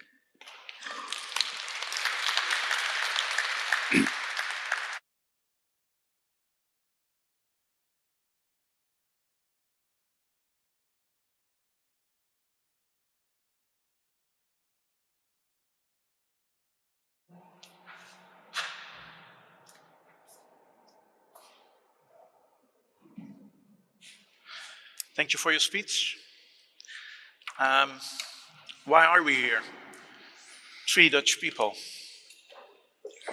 I think it's relevant dealing with a painful past. That's what we have to do here. The victims aren't here, they're just 3 Dutch people. And it's about not the blame game, it's about the facts. And it's about, I think, very important to talk about it. And if we have the facts, do we blame someone or do we learn from the facts? You were the Minister of Defense. Next to you is Monique Brinks. After the massacre, the Dutch had to think long about their position. Of course, a lot of people said, we are not to blame, others are to blame. But of course, we are to blame as Dutch people. And one of the things we did was we wanted to help the people there to build a memorial, 8,000 crosses, and on the other side at the compound to help them to make a memorial or a museum. And Monique Brinks was asked for that very, very difficult task. You started in 2014, so it's almost 20 years later. You went to Potokari.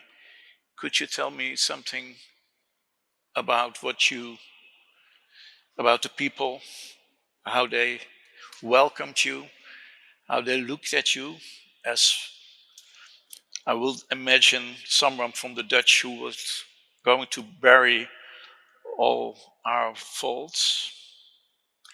Well, maybe, yeah, it would be my pleasure, but maybe I can take it a little bit more backwards. Because, yeah, they might have thought, what are you coming to do there? I was asked for this assignment in 2014 by the director of the Remembrance Center in Westerbork, which is the institution in the Netherlands that has a big not only museum, but also an organization that helps victims from the Holocaust in the Netherlands. And it's quite famous already since 1980. So the director asked me for this task, on one hand, because he didn't have the personnel to do this. On the other hand, also because I already had experience with the perspective of the enemy. So I wrote several books on the German occupation. And I not only looked at the side of the victims and the bystanders in the Netherlands, but also to the Germans and the Dutch collaborators. How did they come to the point that they did what they did.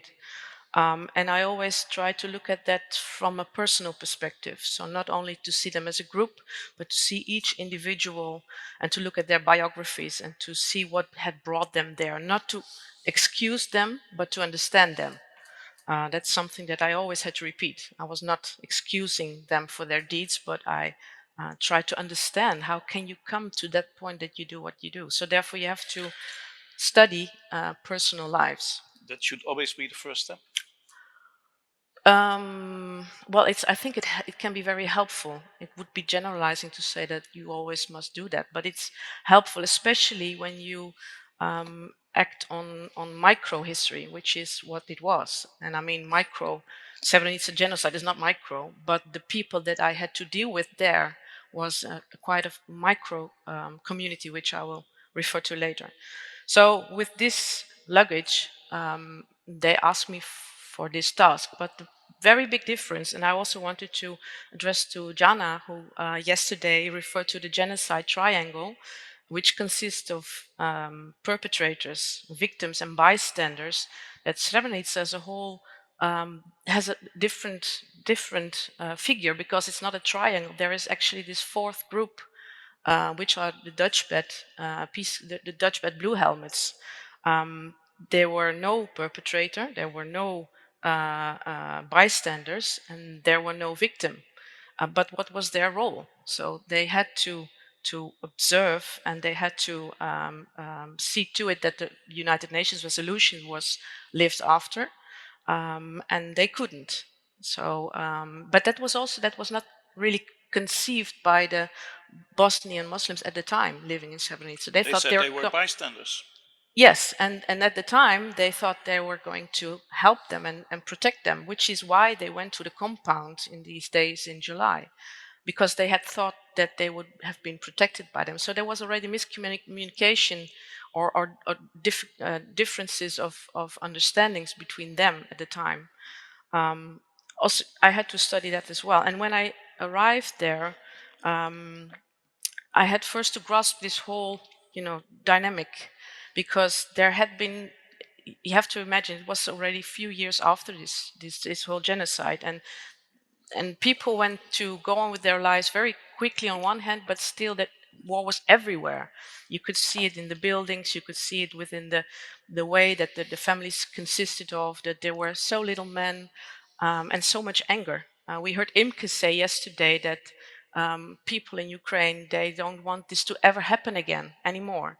And instead of saying, I want the perpetrators to be punished, that is what the Bosnian Serbs, the Bosnian Muslims said when I came there. You have to tell the truth finally, and finally seek justice for us. That's what you have to do with that Punish museum. them.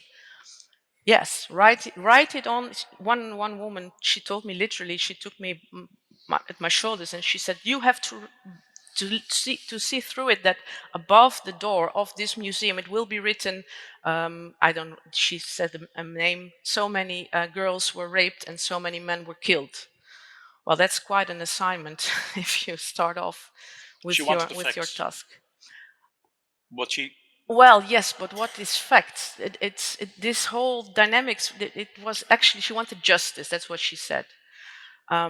So first I had to grasp this whole situation. I talked to many people. There is this group of mothers of Srebrenica, which actually consists of, I think, 30 groups in total. There are 3 or 4 main groups. They are, you can say, professional activists that also get paid by the government for what they do.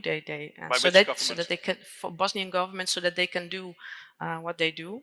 They're very much respected, but they also have a very big, they have very much power in Bosnia, politically and also, by who they are. So that was one group that I had to deal with. And on the other hand, there were the Dutch bed veterans, and their narrative of the whole situation was very different. What did the Dutch betters feel? What was their... Well, there is this almost vulgar notion that their of course, they were traumatized. There is a lot of PTSS among these men. There are mostly men, and only a few women that I know of. And suicides, I hear. Many suicides, many relationships that have gone. Almost 10%, I've heard, of the. It's the highest group boys. of military of the suicides among these mission groups. Yeah. Did they feel betrayed? Yes, yes, but there are differences between the lower groups of the militaries and the more higher you go because of the powerlessness that they had. They couldn't act, even though some They of were them really wanted bystanders in a to. way. They were made bystanders. Yes, They were made yes. bystanders. They were in a sense victim of their of the rules of engagement. But so what I said about vulgarity is their trauma. If you have to weigh trauma, which is vulgar, that's why I mentioned this word, they are very aware that their pain and that their trauma, you cannot compare it with the trauma of the victims who lost complete families and have seen very bad things. You also have to remember that this whole thing happened in 95, but they had been going through war already for 3 years and seen ethnic cleansing and rape and murder and torture for 3 years and suffering from lack of food and house and everything. So that was unequal. And in the base of making the exhibition, You were in the middle. yes, and I had to find the narrative that they both agreed upon, and well, it took 3 years to accomplish this. What is it said if you enter the museum? What is the title of the museum? Help me remember. Well, there is the word genocide in the title, and also the failure of the United Nations, like Mr. Voorhoeven said. So the mentioning of the word genocide was like it was an eis, a demand, and we have put it there. And yeah, of course, it was a failure. But if you look at it, you know, if I come there and you see at one side of the street, you see 8,000 crosses, 8,000 graves. And the other side of the street, you see the compound where Dutchbed was, and where you saw Mr. Voorhoeven walking around, you know, the big hall where all the people were. And in it was a, what was it? Yeah, a battery fabric in the 70s. A battery fabric in the 70s, it was disbanded. And in the offices, there was the Dutch compound. Yeah, so it's a very big place. It's like almost, I'd say, about 800 meters by 400, something like that. So a form of fabric with a hall. And this big hall that you were standing in, it used to be packed with women and children, and also a few men that went there in July 95. The museum that I made is on another part. On the front part, there were the offices of the officers and also the operations room and the commander's room. And this part was restored, and there is the museum. It's like 900 square meters, more or less. But 25 years after this genocide, there was decided to have a museum, and a museum should be of objective facts and so on. Is that possible at that place within 25 years? Well, wasn't it also an impossible task? Should it be a memorial? Well, Is it possible to make a museum about such? The memorial was already there Yeah. at the other side of the street, and it was erected, I think, in 1998 or something like that, quite soon after the end of the genocide. The museum, there had been some exhibitions, I mean, like photographs that were hanged also in this big hall and other things, but there was no narrative. There was no narrative except for the narrative that was exposed by this group of mothers. The Netherlands had helped through a lot of means, or by giving money for helping the women getting back to work, or restoring their houses, and they had done so for many, many years, but they had never done something like this in funding a narrative and a museum that related to both narratives. And I'm saying both. Of course, there is one lacking. You know, if you had been complete, there would have been also the narrative of the Bosnian Serbs. And there was a documentary made of how this whole project was organized. And at the beginning, in 2014, I'm saying very confidently, we'll have shown all three perspectives, because that's what you want to do as a historian. But I soon found out, I think immediately after the first visit, that would have been impossible. That is still impossible. There is Why is it still impossible? Well, it's getting even more impossible day by day, because Bosnia is still a divided country. There is peace, but it's and there are three governments, and Srebrenica is now part of Republika Srpska, which is one of these three leaders. So, and there is a Serb mayor also now. And he says nothing happened. Well, he's quite in denial. Yeah, denial of genocide, like they did was just a after normal the Second fight. World War, like Russia does. It's quite common, and they're fighting for. So the Bratunac, which is So the people who live there now, the survivors, have a mayor who says nothing happened. Yes. Well, yes. He is against. So the museum is there, but there is a political climate of he's denial. against it. Yeah. And You know, if I may say, this is also what happened in the Security Council when different nations, different members of the United Nations introduced a resolution saying Srebrenica was genocide. The Russians denied. The Russians always supported Milosevic and Mladic, and in the years before this terrible disaster, they had completely blocked, time and again, all effective action that was possible, could have been taken by the United Nations. Russia was against. And that is also this view we Russians and Serbs are cornered by Western countries, and they dictate international politics, and they don't take our war trauma and our ideology not into account. That was already very, very clear in the 1990s. Yeah. If you look at the museum, it was also about the international community, how they failed. That's what Doris now says. Can we see that back in the museum? Do you have a view on the international community? Because we always think, the United Nations are going to help us and to save us, and we see it as a one whole. But is it a whole? No, it's what you say. It's very political. Yes. Politicized, like you say. They don't have a big stick. They don't have a lot of words. Yeah. You know, when the United Nations was established in 1945, there was a Turkish foreign minister who looked distant into the future, and he said, this is going to be a very funny organization. When there is a war between two small states, the United Nations can help to end it. When there is a war between a big state and a small state, the small state will be finished. And when there is a war between two big states, the United Nations will be finished. That is the short history of the United Nations. Yeah, we'll have the documentary that we just saw.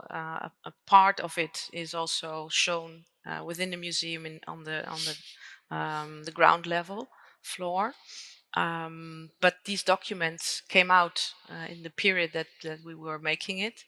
And it's a part of what is told also. It's a chronological line. We started 1992, and the main addresses on those days in July, starting from the 6th, when the Bosnian Serbs started their operation Krivaja, as it's called. Of course, we supported the museum because we hope with the museum to get the facts, to talk about it, communication, think about South Africa. Now looking back,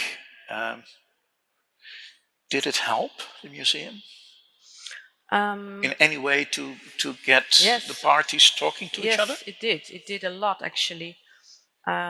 Fortunately, finally, some positive conclusion. What it did, it was that, well, there were these two narratives from Dutchbat and from the Bosniak side. Bosniak is the term that they refer to when they are calling about talking about Bosnian Muslims. And I had so I was writing this narrative, and it would be checked always by a representative of the Dutchbat veterans and by a representative of the Bosniaks. But the one of the Bosniaks I was dealing directly with him. His name is Hasan Uhanovic. He's quite famous, also the interpreter that lived on the compound the last days. Also his family, his parents and his brother were sent away off the compound and got killed. Murdered.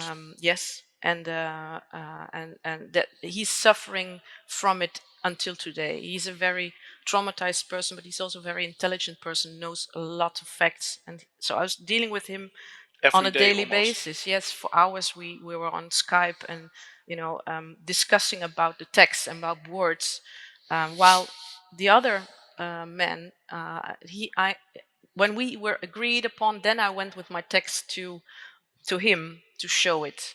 So that's where you see this balance a bit of trauma and of who's suffering more than he gets more right. Some crazy comparison maybe, but it was like it was. But there were also gatherings of the Dutchbat veterans and of the mothers together. I've been, I think, to Srebrenica about 15 times or something like that. And there were also always delegations of the Dutch coming with me, and we would meet and sit and talk with these mothers. So the outcome, the museum with the narrative and the photos and the films and objects, that was one thing. But what happened in the process of making there was dialogue and understanding, even though I always had the feeling that for every 2 steps that we took, we always had to take 1 step back. So it didn't come easily, and there were at least 2, maybe 3 times that we were about to say, okay, let's end the project, this is impossible.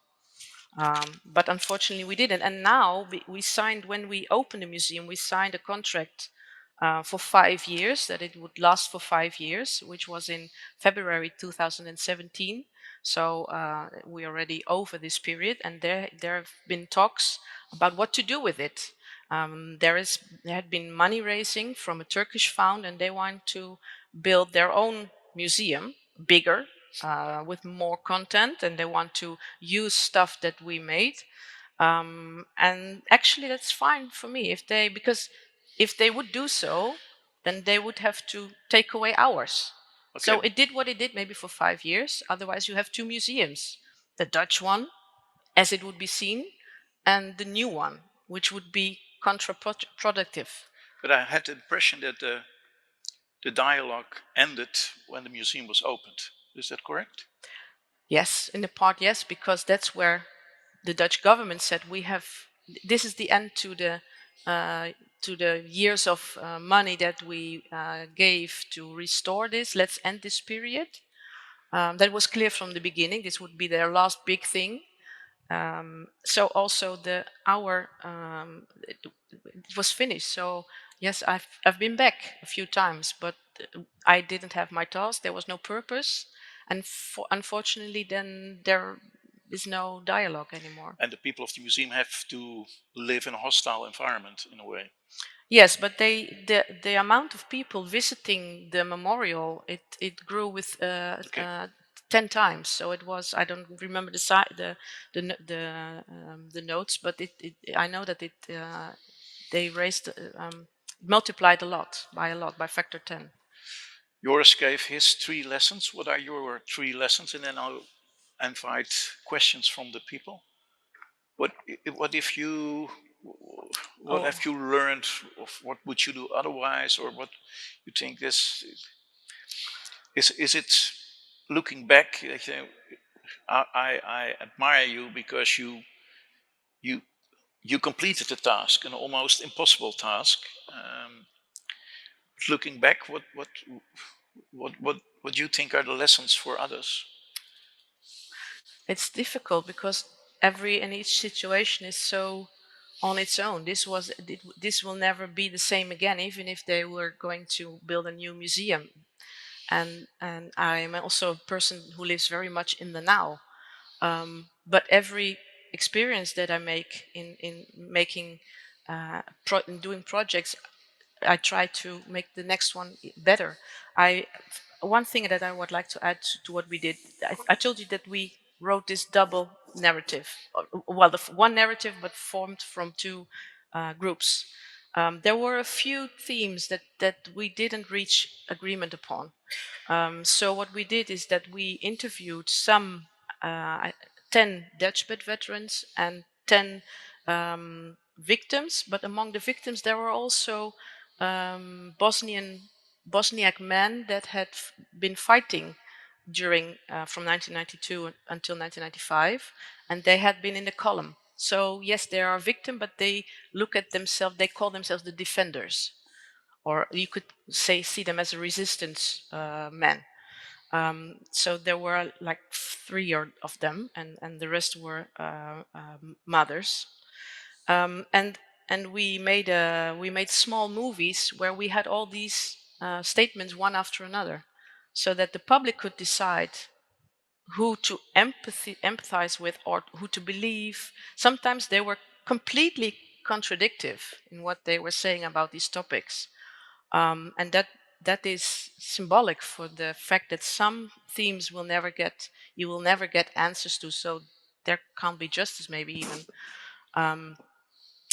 So that's what I take with me in the work that I do, and that I hope that I think it's a big compliment that the museum right now wants a bigger and a better museum of their own, that they can make of their own. Of their own. Okay. Are there any questions? Yeah. Thank you very much. I'm under the impression of movie very powerful, and your conversation also says thank you. So I don't have questions, I have comments. So what are you saying? I just would like to mention several notions from the prism of psychotraumatology. So what you are speaking about Dutch veterans, probably that's something which we call moral injury. Because when you are traumatized by others.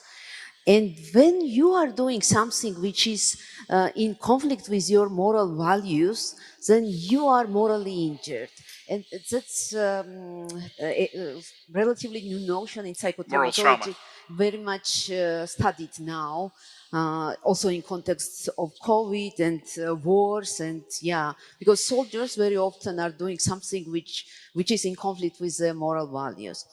Another thing which I would like to just to mention, that acknowledging suffering, it's something which victim needs from the bystander. So that's so important to validate that what happened really happened, especially within the context when something is just denied by this or that side. Yeah. So in these regards, doing museum, that's so important. You think we should have a place where people can go to that to really see that it existed. That exactly. But you're completely right, Jana. When I remember there was this mother, she was asked by a journalist at the day of the opening, "What do you think of this?" And she said, literally, I remember it so well, "We needed this so much." And there is also a quote from Hassan in one of these films. One was on trauma, and he said, "If you only get recognition that's already doing so much. That's the first step, yeah, that's such an important step, so congratulations that you did it, and now this is an indicator that was a right step, as they are going to do the bigger, larger, and yeah. Another thing is that something you mentioned about 25 years, and actually we are having notion horizon of reconciliation.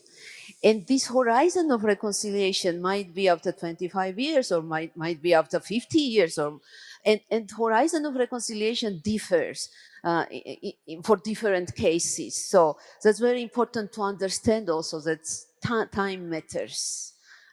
Yeah. I think they were very brave that already so shortly after the genocide, they were willing to collaborate in making this from both sides. Yeah.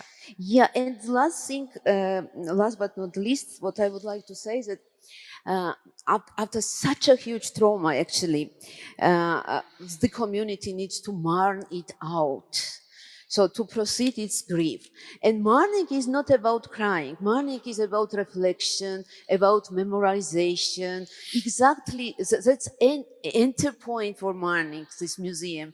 And mourning is about actually what victim needs. That's not punishment of the, according to the evidence. That's not punishment of the perpetrator, not at all. Victim needs acknowledgement, victim needs compensation, moral, material actually also, and procedural. So procedure should be very dignifying. So respect. Thank you. Are there other questions? Otherwise, I have a question. Good evening, everyone. To look at the history of the United Nations according to the quotation of a Turk you have mentioned, and I did like it a lot. Korea, the United Nations mandate in Korean War, the war was stopped but not finished. The United Nations mandate in Vietnam War, South Vietnam fall. Well, later Cambodia was saved. And now the Russian intervention in the Ukraine, the United Nations is finished probably, isn't it? So the League of Nations wouldn't have been better instead. As we know from late 1940s, Soviet Union was deprived of its membership because of the intervention in the Republic of Finland, and even the possibility of intervention in the Republic of Lithuania 2 months before that, since September 1939. I understand your question. When you look at the United Nations, it's like what Winston Churchill said about democracy. You know, it's not a good solution, but it's the best of the worst solutions. Going to yours, I don't agree. You don't agree? No. Okay, because let me give you a question then. We live in a democracy in the Netherlands. One of the things that happen in a democracy is that we have to ask the permission of the people to go to war. When the government wanted to go to Yugoslavia, we asked the parliament for permission, and they were a little bit against it. No. Parliament was unanimous when the Dutch government, of which I was not a part at the moment, at that particular time. It was a year before you came. Yeah, approved the request of the United Nations. But when I said I don't agree, I meant that the United Nations is not like a democracy. It's faulty, but it is better than something else. Exactly. Actually, there is something better than the United Nations, and that is not 2 but 4 letters, NATO. NATO is the only international organization which can manage to some extent the crucial question in the international political system, and that is, what structure do we have to maintain the major rules? Now, without NATO, there would be no structure to maintain the major rules. The fact that NATO is enlarged now, going to be enlarged as a result of this Russian action, the Russian war against Ukraine, is a step in the right direction, but it certainly doesn't solve the crucial question of how we prevent war. It needs to go a lot further. And actually, what would have to be said in the United Nations, the Russian government, the Kremlin, I'm not blaming the Russian people, but the Kremlin has violated now all basic rules of international law. And the highest international law is the Charter of the United Nations. Now, there is every reason to propose in the United Nations to take the membership of Russia away. Nothing will happen because Russia will veto that decision. But the step should be said, should be made. You cannot have a national police service in which the main head of the national mafia blocks all decisions. And that's the international political system. So there should be at least the attempt, the proposal, to take the UN membership away from Russia. Nothing will happen because Russia will block it. There will only be a new United Nations, like it came in 1945 after the League of Nations had failed. But the United Nations is not much better than the League of Nations. It is as weak, and the League of Nations and the United Nations have not been able to prevent wars. And that's what we need. We need an organization to prevent wars. We cannot do that for all of the world, but we should at least have the organization that keeps the safety of the rule of law democracies, which is the essence of NATO. Now, we do have some members in in NATO which are not quite a rule of law democracy. So it's difficult, but we have Western Europe, we have North America, which itself sometimes has serious problems with rule of law and democracy. But in North America, we also have Canada, which is as reliable as most Northwest European countries, and that is we should cherish. Okay, but we live in a very small country in the Netherlands. We are now in a very small country. So people living in very small countries know they are dependent on others. They have to cooperate with others. United Nations. But being dependent on others doesn't mean you don't have your own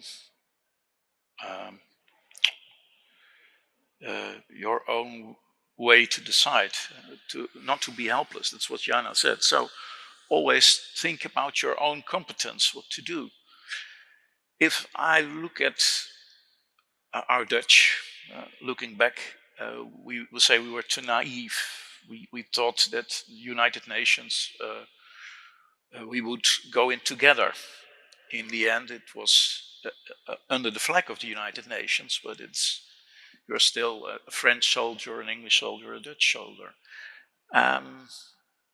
What I remember most is that the Dutch chief of staff said at the beginning of the mission to his men, I know this is an impossible mission, but we're going to do it anyway. And it always made me wonder, why did he say that as the chief of staff? When asked, he said, well, if I would have said I don't go, anyone else would have gone. So in a way, what I want to bring is, what is your personal responsibility at every level? As a person, but also as, in your role. What do you think, looking back at what would you have preferred of when we now sit in the Ukraine? We have a difficult situation. Maybe I don't read all the papers, but the Secretary General is almost invisible. Should his role be behind the curtains? What I, of course, could understand of. What should be the stance of, not of the real person, but of the chairman, the Secretary General of the United Nations? What would be his role in this sort of interventions? Knowing that it's, it's all those different countries with those different visions.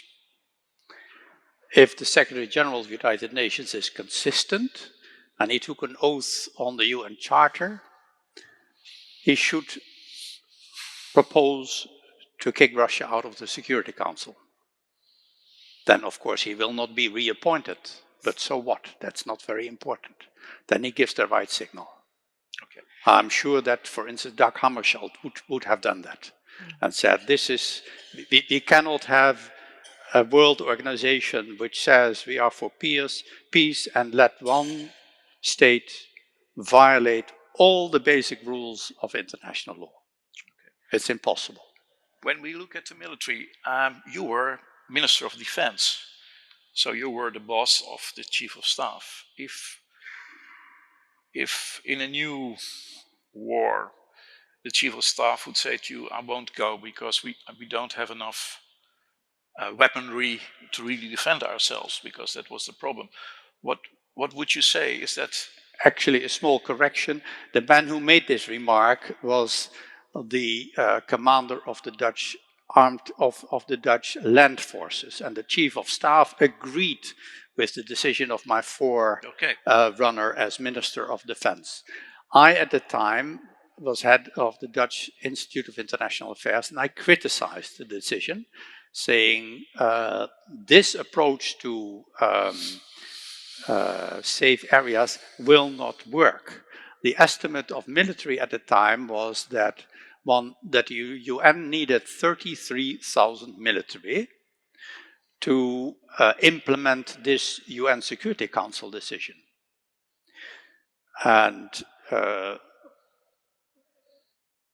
I thought it was very unwise that the Dutch government sent Dutchbat. The next year, I myself became Minister of Defense. So I could have refused that task. I could also have been optimistic. Peace negotiations were taking place. Carl Bildt had taken over from some hopeless peace negotiators. And I thought, let's see if it can be saved. And I proposed to the Minister of Bosnia, Sačebi, who was in this movie, act preventively, move the population of Srebrenica to central Bosnia, negotiate with the Serbs, let them give your government, the area of Mount Igman, on which the Serb artillery constantly shells Sarajevo. So international politics is doing business with criminals often. You make a deal with the underground, the Serb leadership. The population of Srebrenica is moved to central Bosnia. You give us the Mount Igman as a safe area. And then we at least have saved these 40,000 people.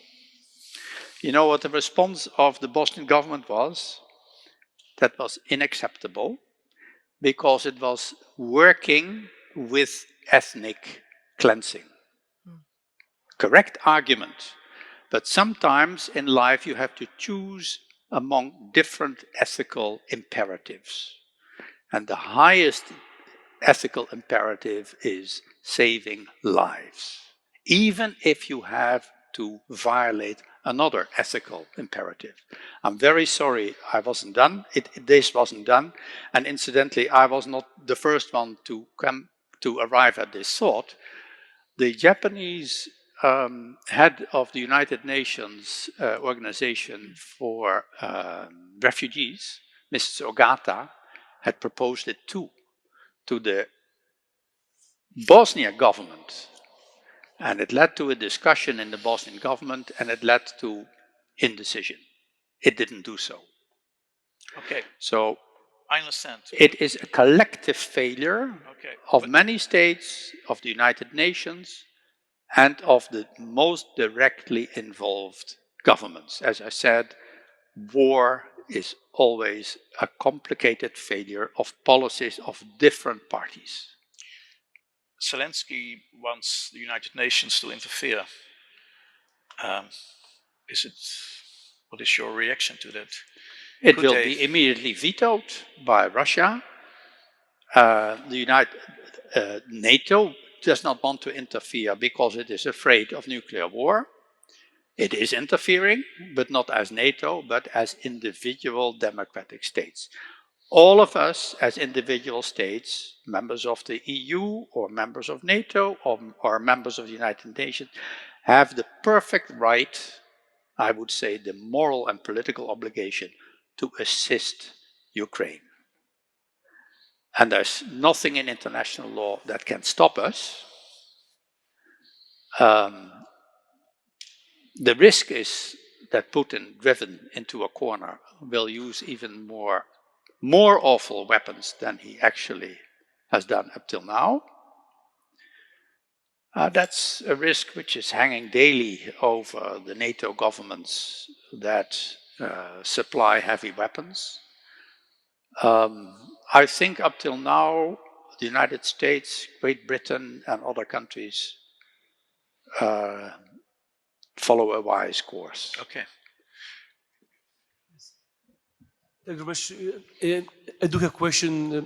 Lithuanian Ambassador Bairunas, Lithuanian diplomat.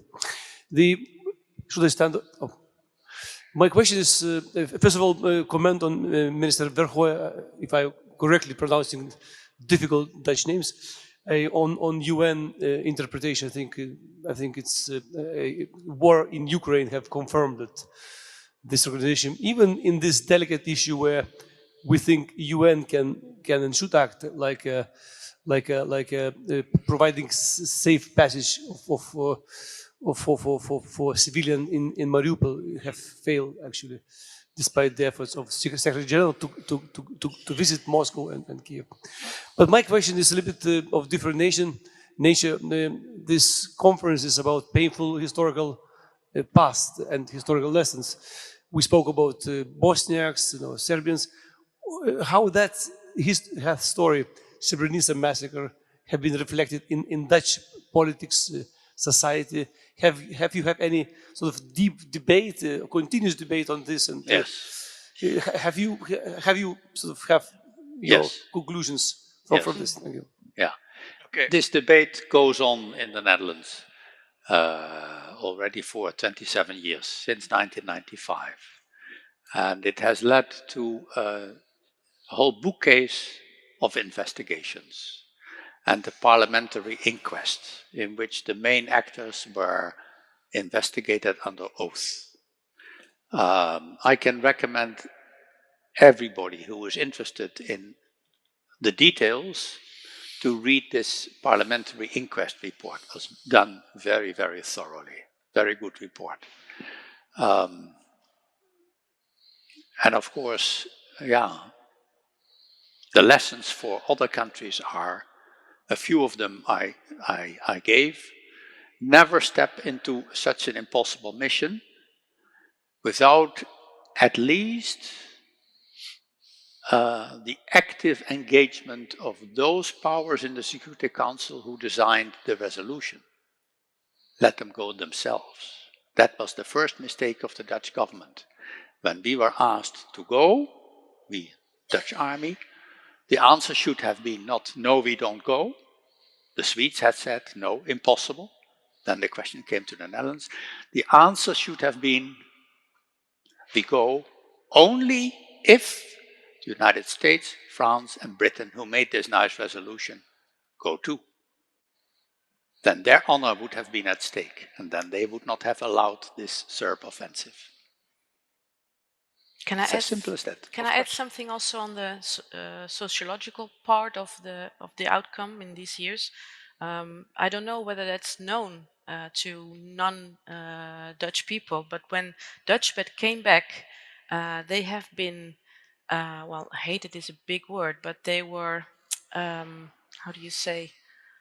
They were not appreciated. They were looked at like that they were cowards and they had done the wrong thing, and they had terrible years. So that's also the reason why so many committed It was suicide. easy to And pinpoint them yes, as. and that's what was done by the media. So that was their big thing, that they who were on the ground, Yeah. everybody pointed at them, but not. But at the others. that was in the beginning, and it took a long time. But now, since well, I won't say it was because of the museum, but there were other documentaries and documents also that, like the one we saw, and also Dutchbat veterans that stepped forward and openly did interviews also on television. That it changed. It slowly is changing. They're like emancipating also, and the public is getting more information, so there is more context to it. So that's changing for the better, fortunately.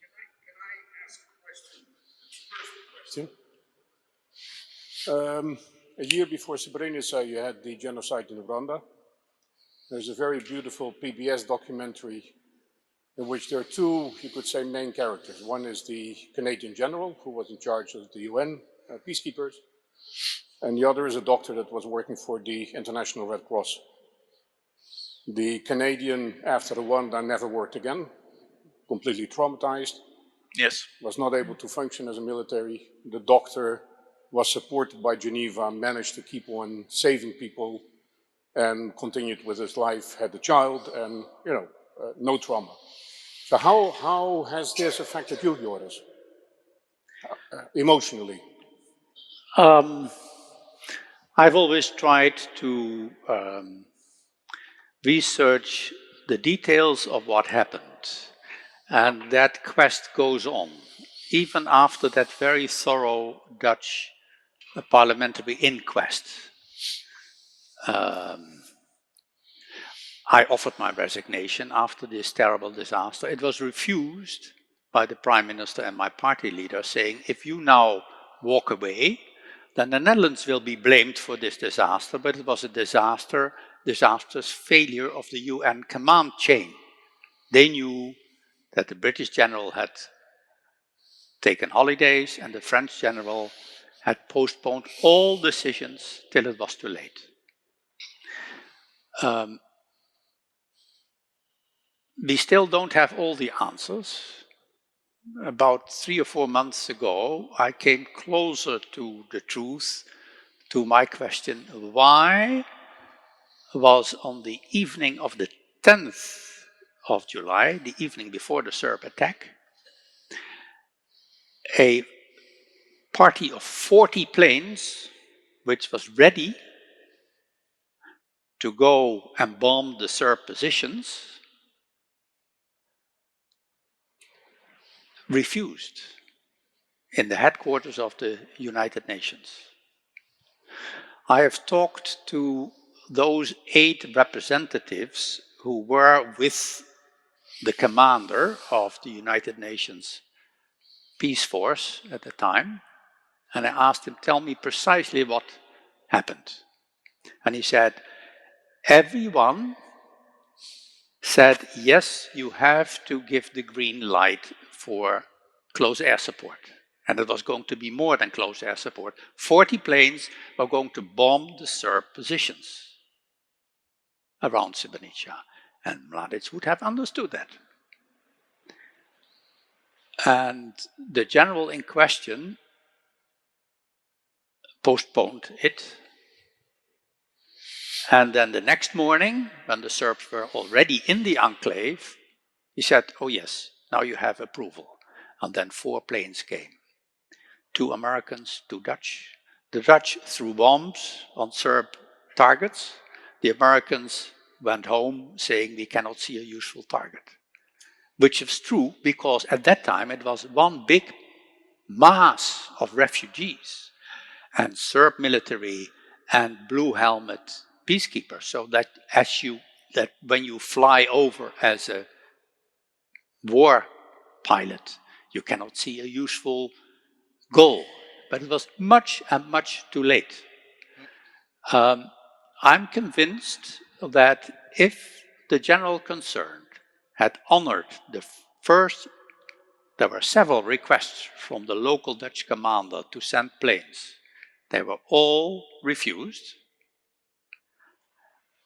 If he had honored one of the first requests, Mladic would have changed his calculation.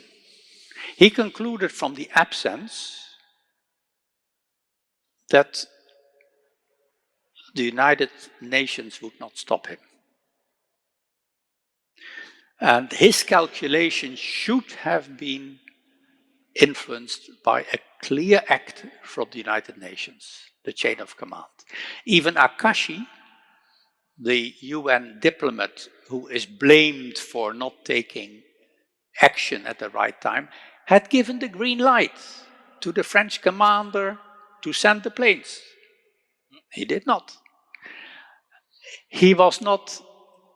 My conviction is that he was not an evil person, a professional soldier, but he had a different background. He was an infantryman of the Foreign Legion.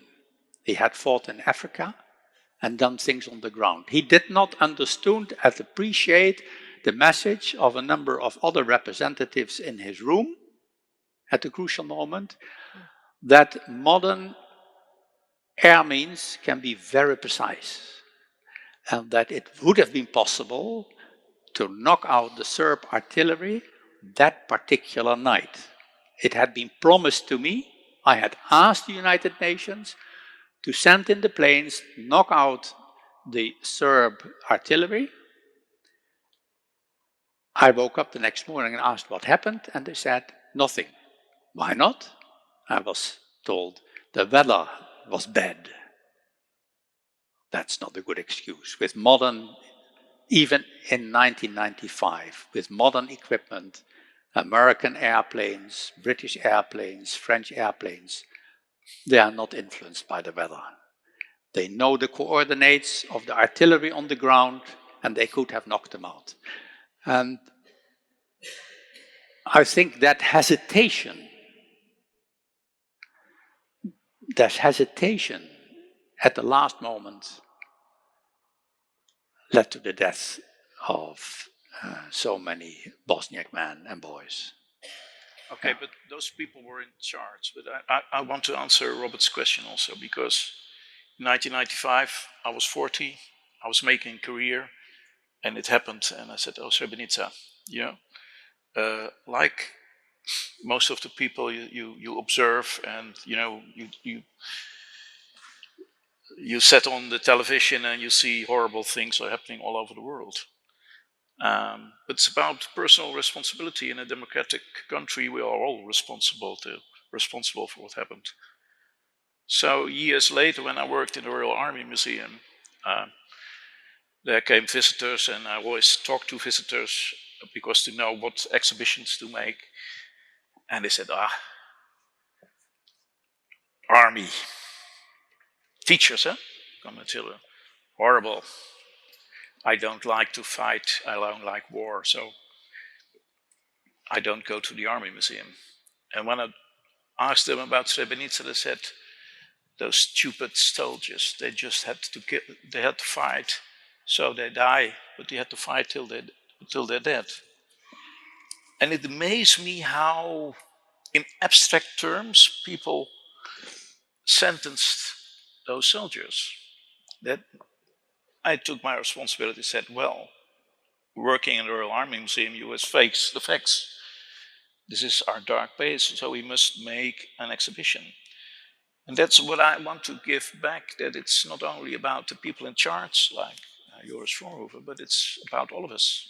What we do at the moment between the small window we have for the responsibilities we have. And that's, when I look at Monique, it's the same. You went to Srebrenica, you make the most of it. What would you say to the Dutch soldiers and the Dutch people? Well, I can answer that question by relating to what Mr. Voorhoeven said earlier about the only thing that helps is air power. I'm currently making an exhibition on the history of F-16, which will be it's at the end of a transition and going to the next generation airplane. And again, I have been doing interviews to make videos which will be put in this exhibition with fighter pilots. And coming from a whole different story, the whole narrative, of course, is different, has a different aim, a different public, a different country, even different museum. But there, I talked to people who took part in deliberate force. So after September 1995, when they bombed positions of the Serbs in Serbia, and the relief with which they are telling this, that they could do something, is very striking, especially not coming from that background. Yeah, well, that's literally what I said about continuing and what you hear and what you do to the other soldiers, because of course this is just a very small part, maybe also a privileged part, because they're high above, you know, where the real thing is taking place. I'm not entitled to, but I don't think there is any shame or resentment anymore to go. I would only like to see that they would have enough good equipment to go and to do what they have to do, because that's also something that not only they saved money on intelligence, but also on equipment for years and years and years. And now in this situation with Ukraine and the needs of NATO, we are seeing that we have too little. So I would how do you say? I hope that they would get more out of as budget from defense. That's very practical, but that's at least something that I hope for. Last question, otherwise one last question. Robert, what's your question? Well, I feel I still don't really receive an answer to my question. Joris, do you feel that they betrayed you? It's a very personal question, but I can imagine that this must be haunting you. I was not personally betrayed because the promise had not been made to me, but to the previous Dutch government. So I rephrase your question. The Netherlands, let's say, let me phrase it carefully, allies are important. And they have become more important.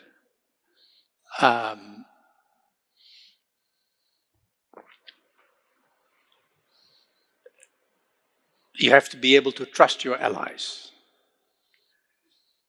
and remind them again and again. Let me put it that way. I said already it had been stupid that the Netherlands had abolished its foreign intelligence service and was blindly believing in a promise of the United Nations Security Council. And not asking, okay, you want us to go to Srebrenica, why don't you go with us? When I was organizing conferences to strengthen UNPROFOR long before the fall of Srebrenica, because it was a nightly nightmare for me what was about to happen. And I organized 3 times international conferences with the troop delivering countries to strengthen UNPROFOR and give them the means to act.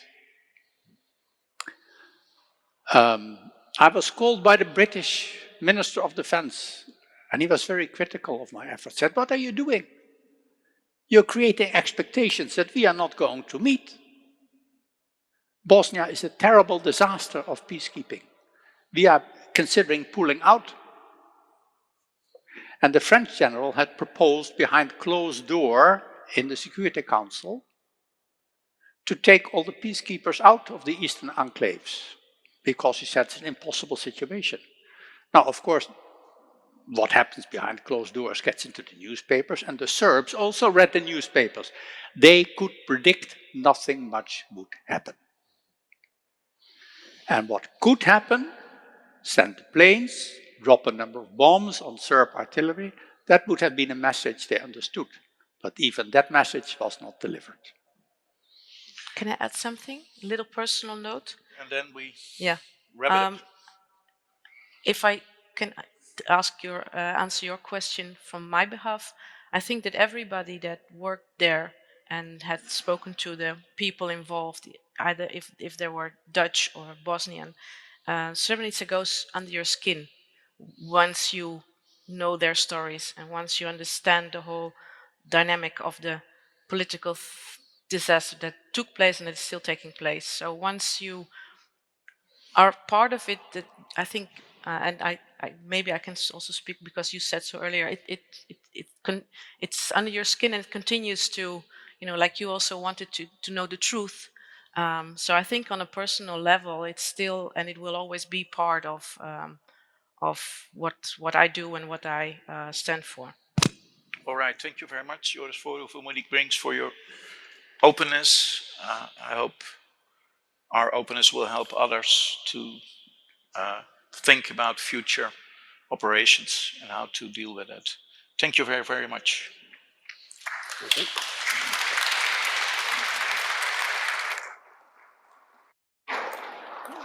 Okay, we will now go for coffee break. And what I suggest is that we start 15 minutes earlier than the schedule, so 4:45.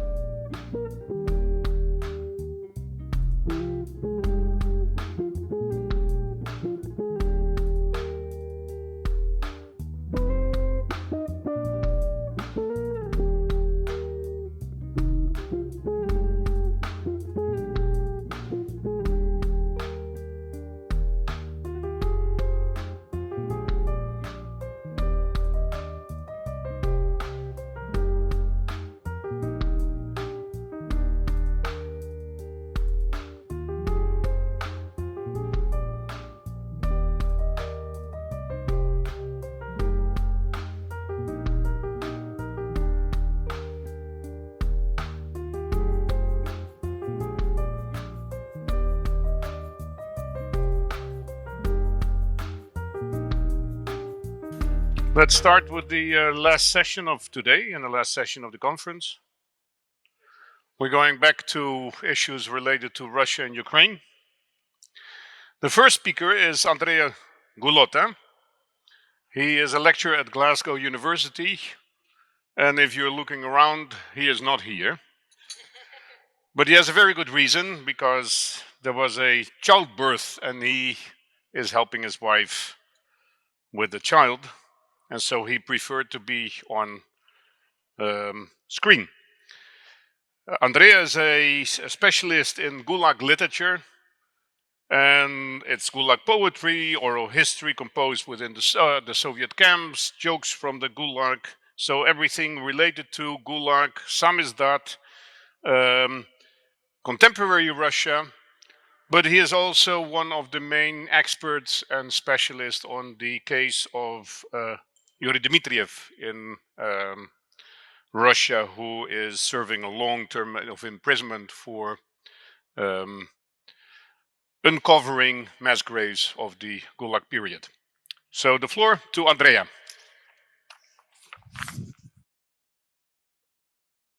Dear colleagues, it is a great pleasure to be part of this conference, although alas I will not be able to join you in person due to personal circumstances. I'm extremely grateful to Professor Van Voren and all the people involved in the organization of this conference for inviting me and allowing me to present this contribution. Other than a lecturer, I have the honor of being since last summer the president of Memorial Italia, an Italian NGO inspired by Memorial and part of its international network. It is therefore extremely important for me to give my contribution to the conference in memory of Andrei Sakharov, the first president of Memorial, who played a vital role in the initial part of Memorial's path and whose ideas fueled the values of Memorial. Memorial Italia has organized an exhibition together with Memorial France to honor Sakharov in the centenary of his birth. The exhibition was opened at the National Library of Rome and was then taken to Milan, Pisa, and Parma, and will be in other cities as well. In my talk today, I will not speak directly of Sakharov, but rather focus on how the battle for Memorial and for the right of the democratic idea of memory has played a vital role in the latest events. The closure of Memorial marks a fundamental step in the history of the management of civil society under Putin, but also marks what, at least at the moment, seems to be the end of the longer memory war related to the Gulag in Russia, a symbolic war that has been waged by the state power against NGOs for several years, and which has seen its escalation just on the eve of the invasion of Ukraine. Understanding the reason why an important NGO like Memorial has been closed is not easy, but a series of actions, speeches, and official documents drawn up in recent years allows us to give a slightly more defined picture of the context within which the Russian state has silenced the organization that is the guardian of the memory of the Gulag and of Soviet repressions, which is a very particular memory, problematic, conflictual, and never fully digested by the Russian society. Apart from rare exceptions, the great horror of the Gulag and the enormous complex of Soviet repressions, arrests, forced exile, death sentences, deportations, and so on, have remained a taboo subject in the Soviet state from the revolution to the perestroika. Even Nikita Khrushchev's secret speech in 1956, which denounced the excesses of the cult of the personality and the shooting and the sentence to the campus of thousands of innocent people, had not led to a complete opening within Soviet society on Soviet repression. The little debate that had arisen under Khrushchev had been eliminated from the public arena after Leonid Brezhnev's rise to power in 1964. It was forced into clandestinity of the Samizdat, Tamizdat, and Magnitizdat. It was the rise to power of Gorbachev in 1985, and in particular Glasnost, that allowed for the first time the creation of favorable conditions for the birth of a spontaneous movement for the recovery of the memory of the victims of repression, which led to the foundation of Memorial and other initiatives inspired by the same needs. The memory that was gathered on the street by the very arms of the survivors, of the sons and daughters of the victims, and of the activists' interest in preserving that particular memorial heritage, was, however, extremely weak. It was born within a state managed by the same system of power that was responsible for the repressions. It could not rely on the assistance of historical documents that were necessary to contextualize the nature of the repressions to the total closure of the archives, which will open shortly thereafter. It also was gathered with decades of delay, decades during which the official history prompted by the Soviet state at times had told a different version of the events and at times hadn't told it at all. It was a mutilated memory, according to the very fruitful definition of the late Maria Ferretti, author of a pioneering work on this complex phase of the reconstruction of the memory with a bottom-up approach.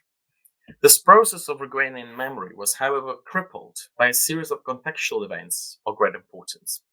The August 1991 putsch, the dissolution of the USSR in December 1991, the 1993 constitutional crisis, the devastating First Chechen War, a particularly violent war which ended in 1996 with a humiliating defeat for Russia, and the 1998 financial crisis caused by the collapse of the ruble, all diverted the attention of Soviet society from the memory of the Gulag. In this troubled decade in which Russia was transformed from a superpower to a humiliated country with a very serious economic crisis, the question of memory was inevitably placed in the background. The conditions for both the maturation of the process of collectively recalling the trauma and the creation of a shared memory were lacking, and this had a negative impact for the development of entities and associations in the field, who started missing the support of state funding. When Putin entered the political arena for the first time in 1999, the memory of the Gulag was, in fact, prerogative of Memorial and other associations scattered throughout Russia, but it was, and still is, inevitably an immature memory, not shared by the whole of Russian society. Putin's work of reconstruction in Russia initially ignored the question of the memory of the Gulag. Rather, it was the memory of the Second World War that became fundamental in cementing the nation behind a glorious past by focusing on the victory gained through an enormous shared suffering. The celebration of the 9th of May, the date on which the commemoration of the war takes place in Russia, became more and more pompous. An inevitable consequence of this process is that within a few years, the image of Stalin first began to appear in the celebration of the 9th of May, and then to be publicly glorified in an even more assiduous manner. Throughout the 2000s, while the memory of the Gulag continued to be forgotten by the state and left in the hands of Memorial and other NGOs, the memory of the war was used by the state as a fundamental myth of a new narrative on the history of Russia, a narrative that focuses on the great victories and not on its negative past, on its negative pages. This process radically changed in the following decade, as the state began to take an interest in the memory of the Gulag. It did so by following a double direction. On the one hand, it invested considerable energy and funds in the creation of initiatives to support the memory of the Gulag. On the other hand, it put pressure on, or suppressed entirely, the independent voices that deal with the memory of repression, including Memorial, hit by the law on foreign agents and victim of a climate of hatred created also thanks to the use of media close to the Kremlin, which resulted in a series of attacks and intimidating acts. It was the beginning of the memory war on the Gulag in Russia. As Memorial and other independent memory actors were under increasing pressure, the state created a memory fund, Fond Pamяти, under the auspices of the president, funded the mammoth renovation of the Museum for the History of the Gulag in Moscow, and inaugurated a new monument to the victims of repression, put outside the center of Moscow, while the most important existing monument, the Solovki stone placed in front of the Lubyanka building, came under scrutiny as part of a process that aims at removing it and resetting the state of Dzerzhinsky in its place. The state carried out these actions, however, leaving grey areas and areas of ambiguity, which forced Memorial to abandon its participation in state initiatives.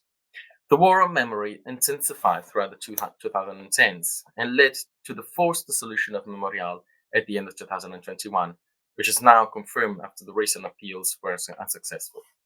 It was an operation that marked the end of any illusion about the possibility that Russia would be able to have a memory independent from the presence of the state and its narrative of a national memory. In fact, this very narrative is the key to understanding this memory war. Key publications have been devoted to the processes described above, from Susanna Bugomil's Gulag Memories to Nikolai Play Uncomfortable Past, Neudobne Proshly, to Alexander Etkin's War Mourning, and dozens of other works. I do believe, though, that there is an important dynamic in the ways that this memory war was waged, which, as far as I'm aware, what has not been noticed yet. The Gulag was never disowned by Putin, who had indeed entered into a friendly relationship with Alexander Solzhenitsyn, who at his death in 2008 was honored by the state with the inclusion of his works in the school curricula, at the very moment in which the project for the modification of school textbooks, a fundamental step in the shaping of the memory by the Russian state, was being carried out. The Gulag was therefore not excluded from Russian history, but rather treated in very specific terms, which were publicly shared at the inauguration of the Monument for the Victims of Repression in 2017. On that occasion, Putin spoke at length about the Gulag, described as a trauma, a terrible but also controversial page, a page that should be remembered without coming to terms with the past, but rather coming to the pacification that guarantees the stability and unity of the country. The 30th of October 2017 speech by Putin is fundamental to understand the ideological basis of the memory war on the Gulag. It was a speech that did not assign any specific blame, a speech in which Stalin's name does not appear even once. The speech makes it possible to assume that Memorial was targeted because it does not yield to this interpretation of history. Memorial investigates the history of repressions, pointing the finger at those responsible, both in ideological and material terms. It publishes the names of NKVD agents who shot innocent citizens. Most importantly, it proposes a democratic idea of memory formed from below, thanks to the contribution of each individual citizen, an idea diametrically opposed to the conception of the state, which instead imposes its own vision on the people. Above all, Memorial, with its research and initiatives, delves deeply into the relationship between citizen and state, underlining the crimes committed against its citizens by the Soviet state. These memorial war dynamics have been particularly visible around the Sandarmokh, a toponym which identifies an area in the forests of Karelia where, during the year of Stalinism, between 6,000 and 9,000 people were shot. As happened with dozens of similar places, Sandarmokh was not known to exist for decades due to the total lack of information from the Soviet state and archival documents about it. The relatives of the victims to whom the state had lied, telling them that their loved ones had been arrested without the right to correspond, had thus been left without any information on the burial place of their dear ones since the 1930s, 40s, as has happened to hundreds of thousands of people.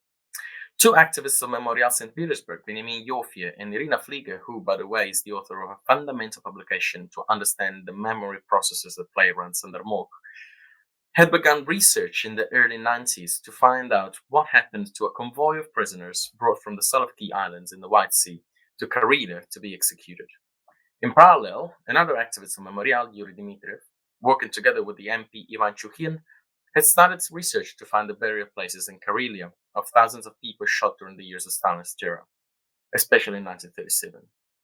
Joining the research data, Yofie, Flieger, and Dmitriev, meanwhile Chukhin had died in a car accident, finally managed to locate the mass graves in Sandarmokh in 1997.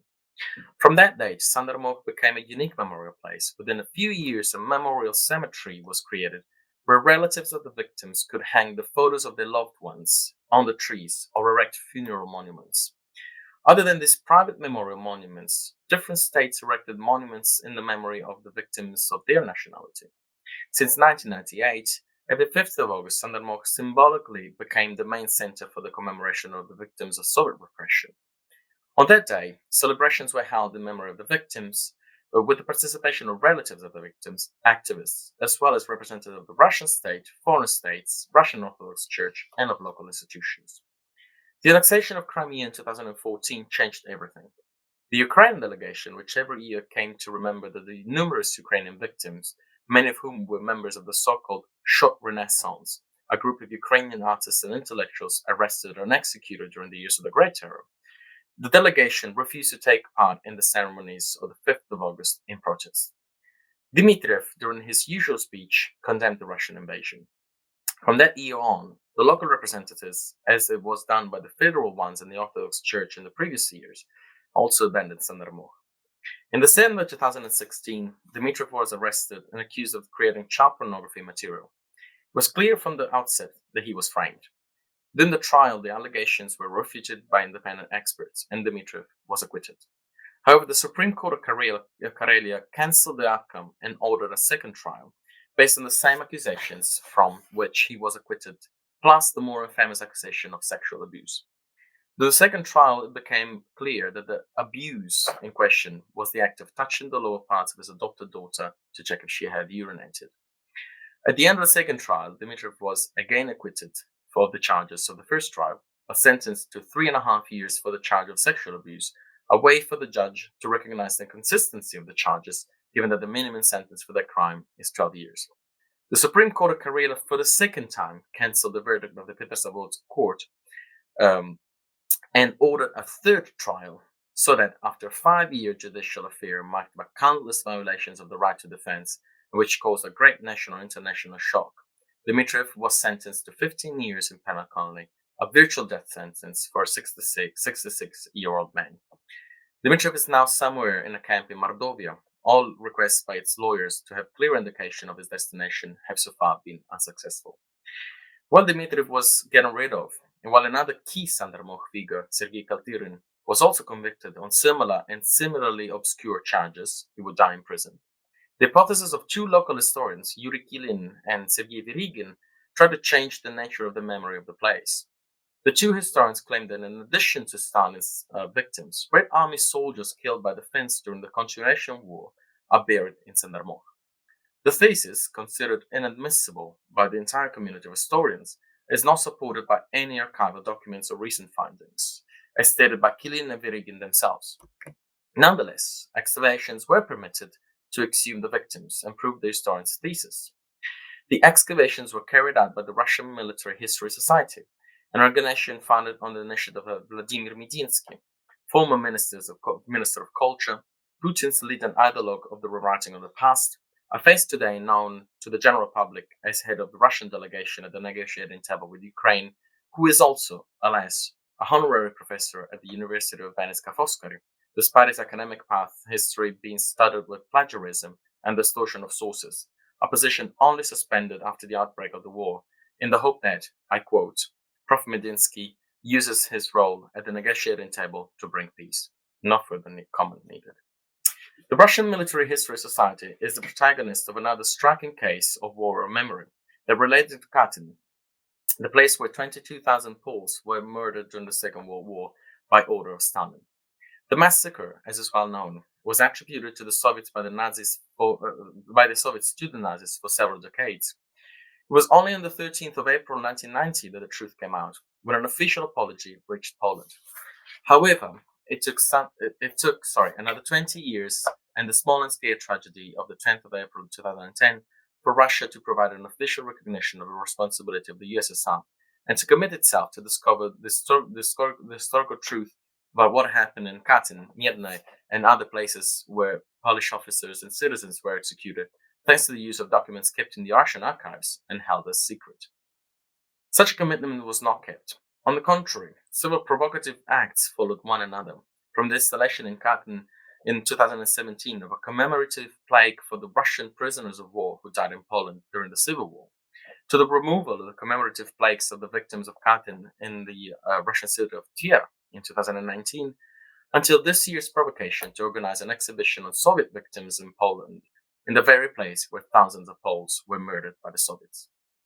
A provocation accompanied by a declaration aimed at, I quote, ascertaining the historical reality of the facts and the responsibilities of the massacre, which were ascertained at a time when objectivity and the possibility of working seriously on the sources were lacking.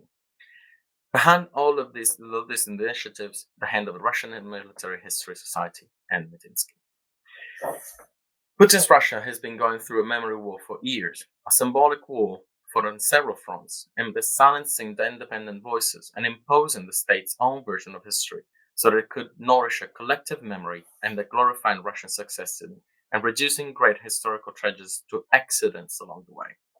The state pursues its victories in this field in every way, by invading the space of memorial's democratic memory with laws that eliminate it, by framing and sending Dmitriev to a penal colony after his condemnation of the annexation of Crimea, by changing the connotation of Sandarmov's victims to transform them into victims that can be more suitable for the state's own historical and mythopoetic narrative centered on the successes of the Great Patriotic War, and by changing the connotation of Katyn's executioners and therefore trying to erase a stain from Russia's history. It does all of that while fighting a ferocious war against a nation after having questioned its existence and historical legitimacy on the basis of the same historical myth and narrative. The Russian state, which, as Putin puts it today, says that Ukraine as a state exists only thanks to the Russian, does not recognize the Holodomor as an act of genocide against the Ukrainians. Meanwhile, Stalin becomes more popular in Russia every year, his statues multiplying in every corner of Russia, while Memorial fights for its own survival and for the preservation of its archives. History, the real one, will tell us how this war of memory will end. Thank you very much for your attention.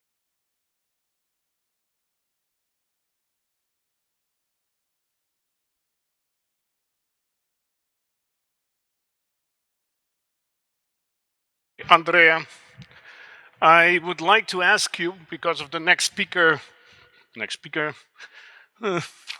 sorry, you need to have a headphone because the next speaker is not here, but also on screen, and she will be speaking in Ukrainian. So maybe let's have a few minutes, get your headphone, come back.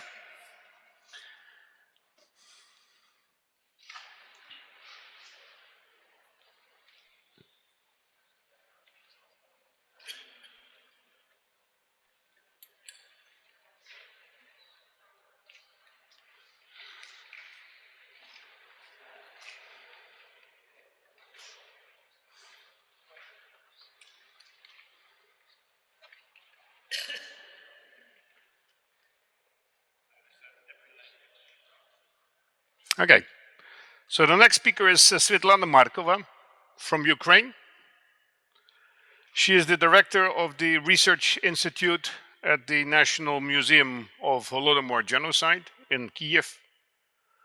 She studied in Khmelnytsky and then graduated from the Faculty of History at the National University in Chernovtsi. And her dissertation was written under the theme The Holodomor of 1932-1933 in Padilla. And she defended it also in Chernovtsi. So Svetlana is in Ukraine and decided not to join us here and will be on screen. Слава Україні! Щиро дякую за надану можливість виступити на зібранні. На українську землю у наші оселі прийшов ворог. Він прийшов, щоб нас убивати артилерійським вогнем, ракетами, бомбами, кулеметними чергами. The enemy has come to us to kill us with shells, missiles, bombs, machine gun fire, bullets to the back of the head, torturing and raping Ukrainians' lives are taken simply because they are Ukrainians and want to remain free on their land. This is happening in the 21st century, in the era of the internet, nanotechnology, genetic engineering, mass-scale robotics, and exploration of other planets. On February 24th, 2022, Russia, without declaring war, launched a despicable and insidious large-scale invasion of the territory of a sovereign state, the Ukraine. And one of the main areas of the offensive, the Russian strategists decided to approach Kyiv through the Chernobyl zone. This area is the planet's zone of pain, suffering, and death. To move into the Chernobyl zone on heavy equipment, kicking up radioactive dust that poses a mortal danger to everything around you, is no one but Russians would dare. Over the centuries, the Kremlin subjects were accustomed to believing that the sovereign knows better how to act, and they should not try to think. No one then refused to dig trenches in the Red Forest, the area with the highest level of radioactive pollution in the Chernobyl zone. Russians must have quickly forgotten the slogan of the season 1 of the Russian series Chernobyl Exclusion Zone. No one will return as he used to be. The war has finally shown who is who, the basic principles upon which the Ukrainian and Russian states have been built, the models of conduct that have been proposed to the citizens by leaders of public opinion of respective nations, and the leaders who have ultimately come to lead the warring nations. The world has seen that there is a huge gap, abyss between us, and that Ukraine is indeed not Russia, the abyss of civilization that separates Ukrainians from Russians is especially noticeable in such aspects as ideology, culture, and self-governance.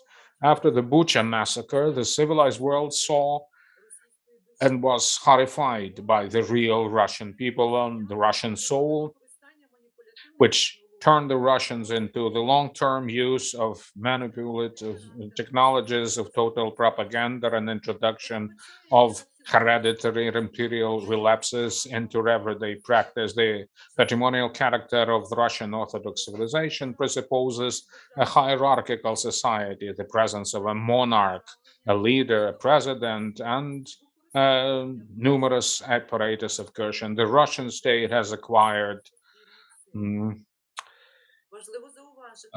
it is important to know that as earlier in the 15th century, Moscow proclaimed that its historical purpose was to revive the Byzantine Empire and preserve a special type of Orthodox spirituality that should save the whole world. By achieving this end, Moscow, it seemed, aspired to become the third Rome, that is, the successor of the Roman and Byzantine Empire, a stronghold of spirituality in the sea of universal evil. Unfortunately, the educated Byzantine Orthodoxy turned into a social-cultural institute of God's fools in Muscovy. After Ivan the Terrible, the Moscow church split into the old believers, who called him the Antichrist, and synodal state orthodoxy, led by Russia's de facto monarchical leadership, and the persistent toxic mantra about the God-chosen Russian Orthodox people. Putin's propaganda has relentlessly been trying to impress it on the ordinary Russian that they, the soldiers of the Third Rome, must defend the Holy Russia and the sacred state. The marker Holy Russia was used in Russia for psychological mobilization. Back in Tsarist times, the Russian state teaches its citizens that they are spiritually superior to other nations by the very fact of their birth, and therefore ostensibly have the right to teach and punish all their neighbors. Back in 2009, a Russian political scientist, Grachov, argued that the historical path of Russian status is the imperial path, the path to the Third Rome as the spiritual empire of the New Jerusalem, the idea of theocracy uniting the Third Rome and the New Jerusalem, and is the essence of what is called Holy Russia. Another reincarnation of the idea of the Third Rome in the form of an ideological doctrine that justifies legitimacy of Putin's aggression against Ukraine is unfolding before our eyes. Semyon Gluzman, a dissident member of the opposition movement and contemporary leader of public opinion in Ukraine, serving his sentence in a penal colony in the 1970s, wrote a prophetic article about Elder Philotheus. Philotheus, a monk, lived at the turn of the 15th and 16th century, and he was the creator of the doctrine of Moscow as the Third Rome.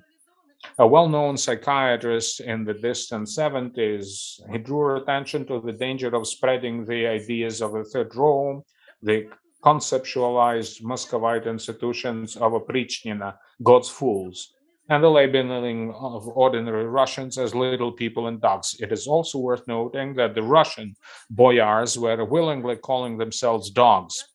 It is important to add also that in the 14th through 18th centuries, the so-called Magdeburg German law functioned in a large part of Ukrainian lands. Towns and large villages were free to exercise self-government, land ownership, had benefits for crafts, trade, and others.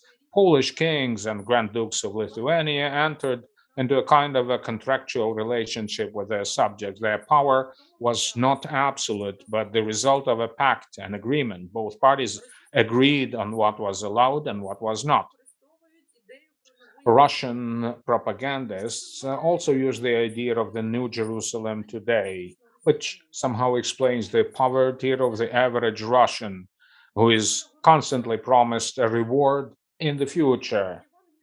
Matter of fact, the gospel focuses Christianity's attention on the heavenly Jerusalem as the New Jerusalem, which has no connection to any earthly state and is intended for people unfamiliar with the scriptures, instead of the heavenly city, which is supposed to bring blessing upon all people on earth. The Russians have something completely different. In the 1940s, there was a New Jerusalem near Moscow, a concentration camp in the Gulag system where enemies of the people were imprisoned.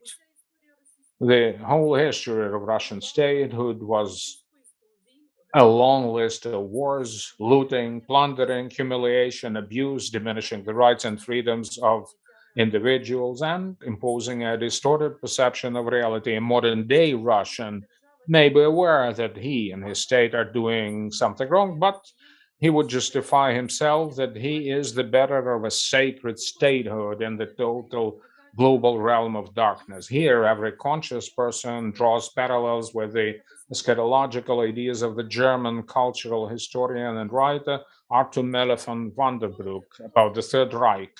In Vanderbroek's concept, the eternal German state, which the Germans had to create in the future, was seen as a spiritual successor to the Holy Roman Empire of the German nation.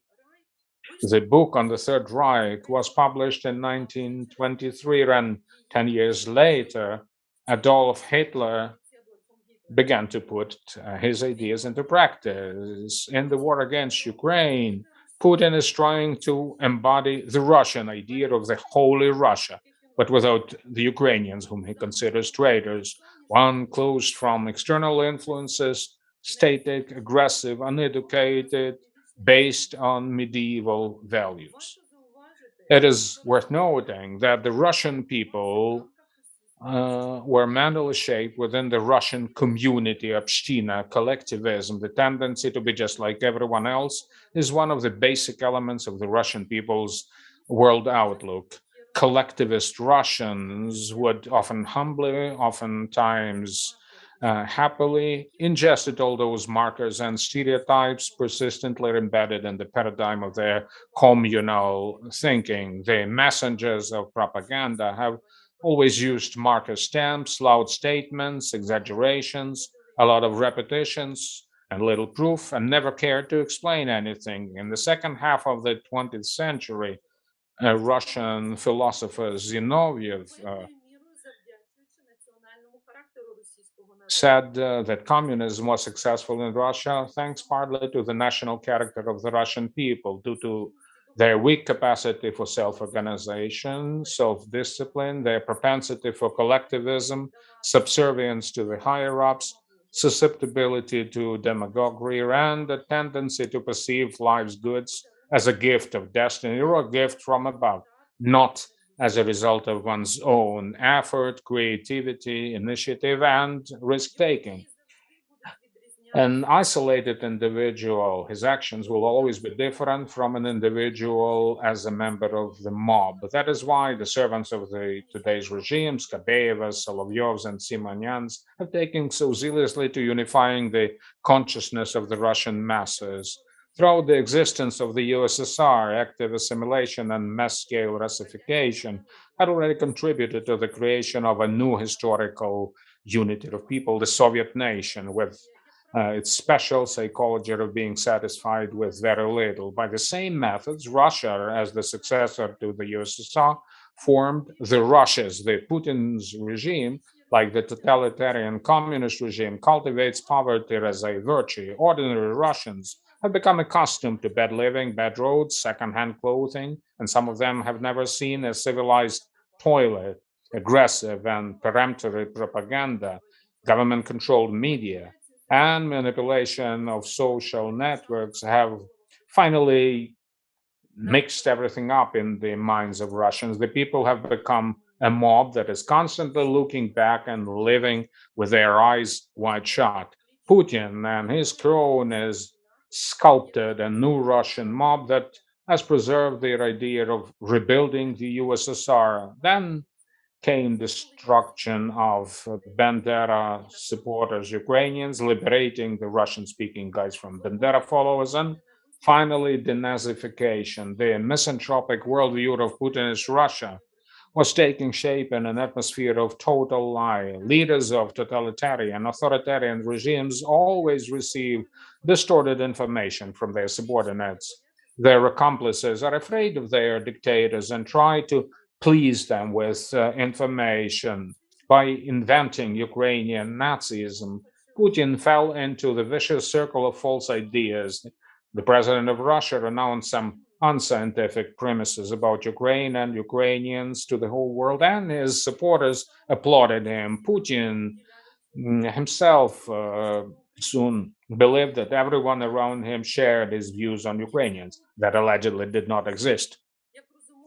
In the end of the day, the impoverished, both mentally and materially, Russians went to war. Putin's propaganda has finally turned off the function of critical thinking for the Russian masses. Poisoned by stories about Ukrainian Nazis, the Russian military are ready to kill us, torture us, rape us, abuse us, and rob us. Every civilized person feels embarrassed, disgusted when they learn what occupiers say when they place calls to Russia reporting the number of the stolen goods, telling how they humiliate Ukrainians, destroying their homes and lives, and in response, hear words of praise from Russian mothers and wives, mixed with dirty swearing and obscenities, and new orders for looting. It is worth emphasizing once again that Ukraine is not Russia. The fact that private economies dominated amongst Ukrainians for centuries had deepened the difference in the culture of managing economy between Ukrainians and Russians. It is very easy to notice the massive mental and civilizational divide that separates Ukrainians from Russians in such matters as land tenure, land use, self-government, etc. And particular, it is worth emphasizing that Russians have traditionally had almost no right to property. The Tsar, boyars, police, special service can take everything from every Russian, but not from Ukrainians. In the 21st century, Putin, by issuing orders to kill Ukrainians, allowed them to plunder everything in Ukraine and enrich themselves, not contributing their own labor or intelligence, though. It is the Ukrainians, representatives of an agrarian civilization with a 1,000-year-long history and culture, who have historically been called plowmen, farmers, peasants, and the like. It is Ukrainians whose shared basic value is something created with their own labor. The features of the national character of Ukrainians are love of freedom, courage, diligence, equality, democracy, and the Cossacks are the backbone of the Ukrainian nation. The Ukrainian society, Ukrainian communities have evolved from an economic, administrative, territorial units of the times of Rus, functional Magdeburg law-governed cities, Lithuanian statutes, para-civil peasant society of the early 20th century, to fully functional amalgamated territorial communities in the beginning of the 21st century. Unfortunately, in the 20th century, the communist totalitarian regime hindered the transformation of the Ukrainian society into a civil one and led to the separation of Ukraine from the European model of political and economic development, putting on hold the process of the emergence of a civil society in Ukraine for long years. Modern day Ukraine, which has undergone a complex process of social transformation, formation of a democratic state and civil society, has suffered occupation, war, and genocide from the aggressor state of Russia. At the end of February 2022, the terrible Muscovite darkness enveloped the heart of Ukraine. The enemy reproached Kiev. The eternal dream of the rulers of the Moscow Ulus, the conquest of the mother of Rus cities, was about to come true. The Muscovites stubbornly called Rus Ukraine, the old Russian state, trying to date their origins back to that time. Rus Ukraine was an enlightened, cultural, educated state of Europe. It is worth noting that Scandinavian written sources called Rus a country of guard cities. Kiev, Kanugard, as well as Constantinople. Miklagard was one of the largest guards in Europe. Throughout its existence, Kiev has been the main urban center of the Eastern European region, the center of the formation of the Ukrainian nation. The soul of Ukraine is in the Sufyan churches, Sophian sources of existence. Today, it is the Kiev Pechersk Lavra monastery that has to be liberated from Muscovites and Muscovite symbols. In the minds of Ukrainians, Kiev is associated with the words Vicha, Haramada, community, Ruska Pravda, Rus truth, and so on. The Muscovites have failed to stick onto our millennial long history, philosophy, and culture, so they are ruthlessly destroying what they have not created. They kill those who will not fall to the level of the lowly, the vile ones deprived of moral norms.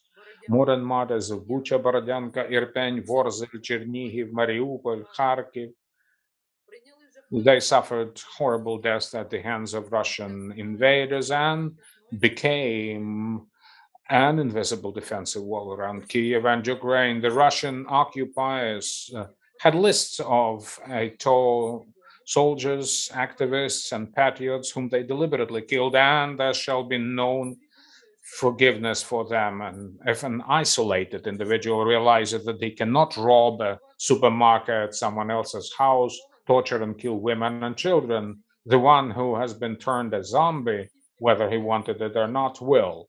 The world has seen Russian murderers, rapists, looters, Russian murderers encroach on the sacred thing, the lives of Ukrainian children in a traditional Ukrainian society.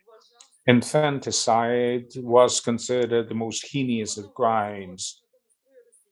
The Russians brought up on Domostroy were different. It is worth noting that in Russian, the word ребенок comes from the words slavery. A ребенок is a little slave. for the people, for Ukrainians, the dinner comes from a Proto-Slavic breastfed. I would be glad to incline the sky to children and cover them with the stars. Russian war criminals today rape Ukrainian women, girls, and even children, intimidating the entire civilian population, trying to intimidate, harass them, and morally destroy them. Psychologists distinguish between sadistic rapists, such as pedophilic sexual sadists, and evil, mean rapists who use rape as a punishment against someone. In Ukraine, we are now dealing primarily with those evil, mean rapists who must have decided that sexual abuse can be used as a punishment against the entire nation. I'm not talking about the lack of empathy. I'm talking about genocide, rape, and killings of Ukrainian children, women, and girls by the devilish Russian mob makes it a must for the civilized world to punish them. The world has to establish an institution that would identify, locate, and prosecute Russian henchmen that committed genocide in the Ukrainian soil.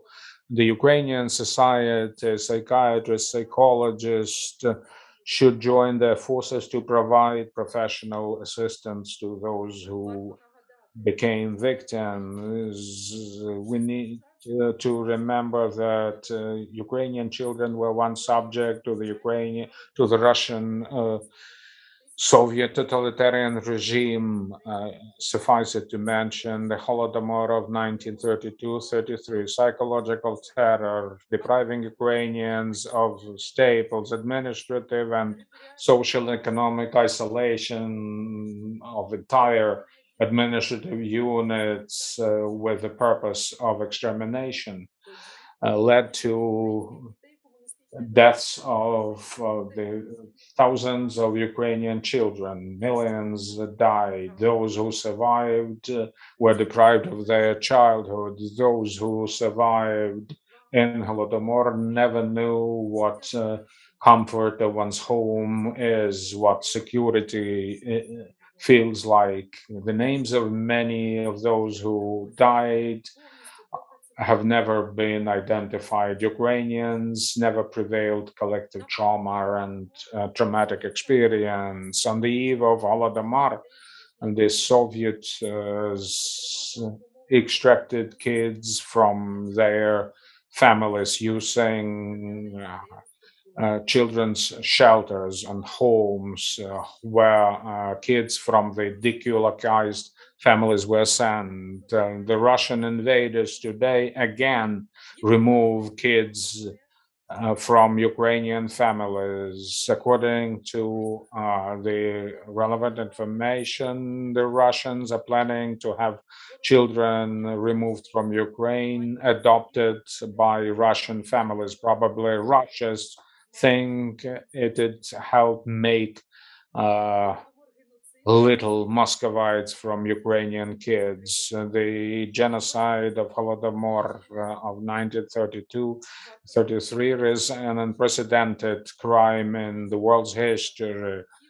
In almost 90 years after that, Ukrainians are trying to overcome this trauma and have called upon the world to recognize Holodomor as genocide.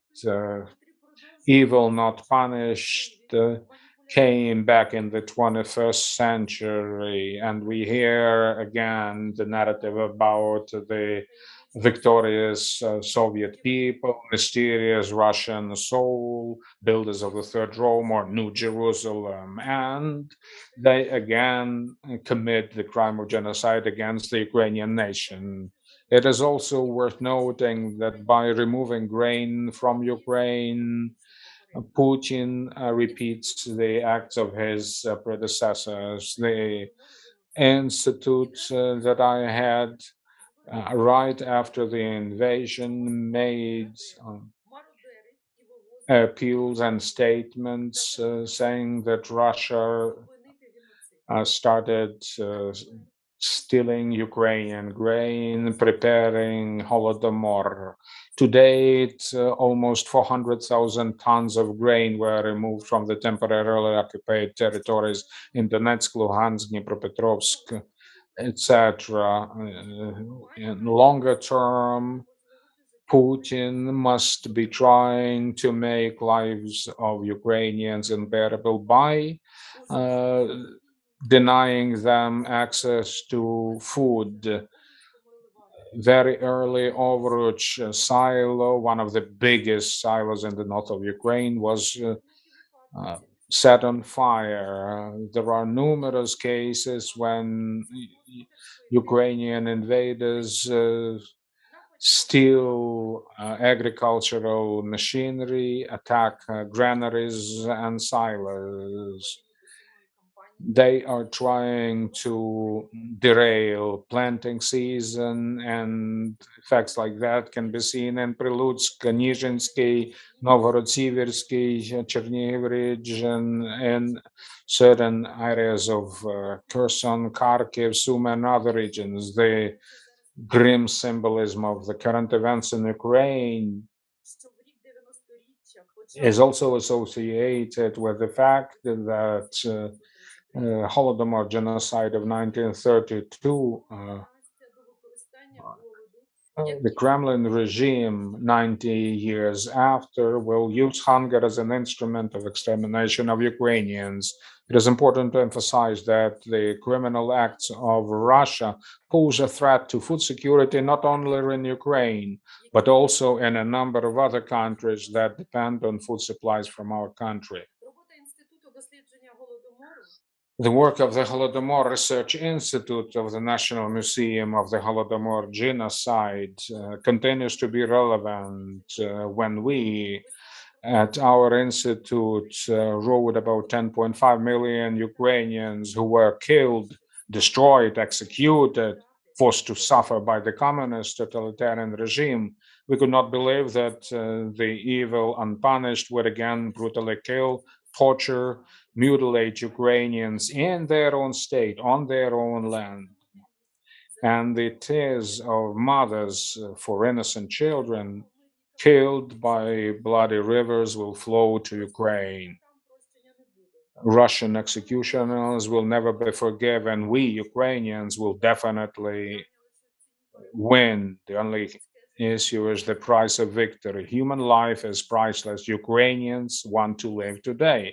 In 1932, 1933, Ukrainians did not have their own state, weapons, or allies. Today, we have them. Therefore, Ukrainians will not allow the Kremlin to commit the crime of genocide they conceived. With support of the whole civilized world, Ukrainians will win. All those guilty of genocide and crimes against humanity will be punished.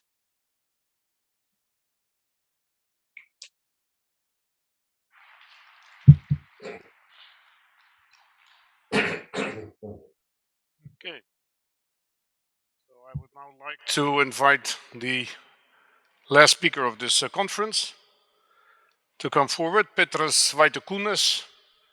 He is one of the signatories of the Lithuanian Declaration of Independence in 1990, was a member of the Supreme Council from 1990 till 1992, then served as ambassador to Latvia, to Belarus, and was Minister of Foreign Affairs of Lithuania. And one of the people who printed a large amount of independent press in the last years of the Soviet Union. And if you're interested in that part, in our exhibition, you see examples of the work that he did. Petras, the floor is yours.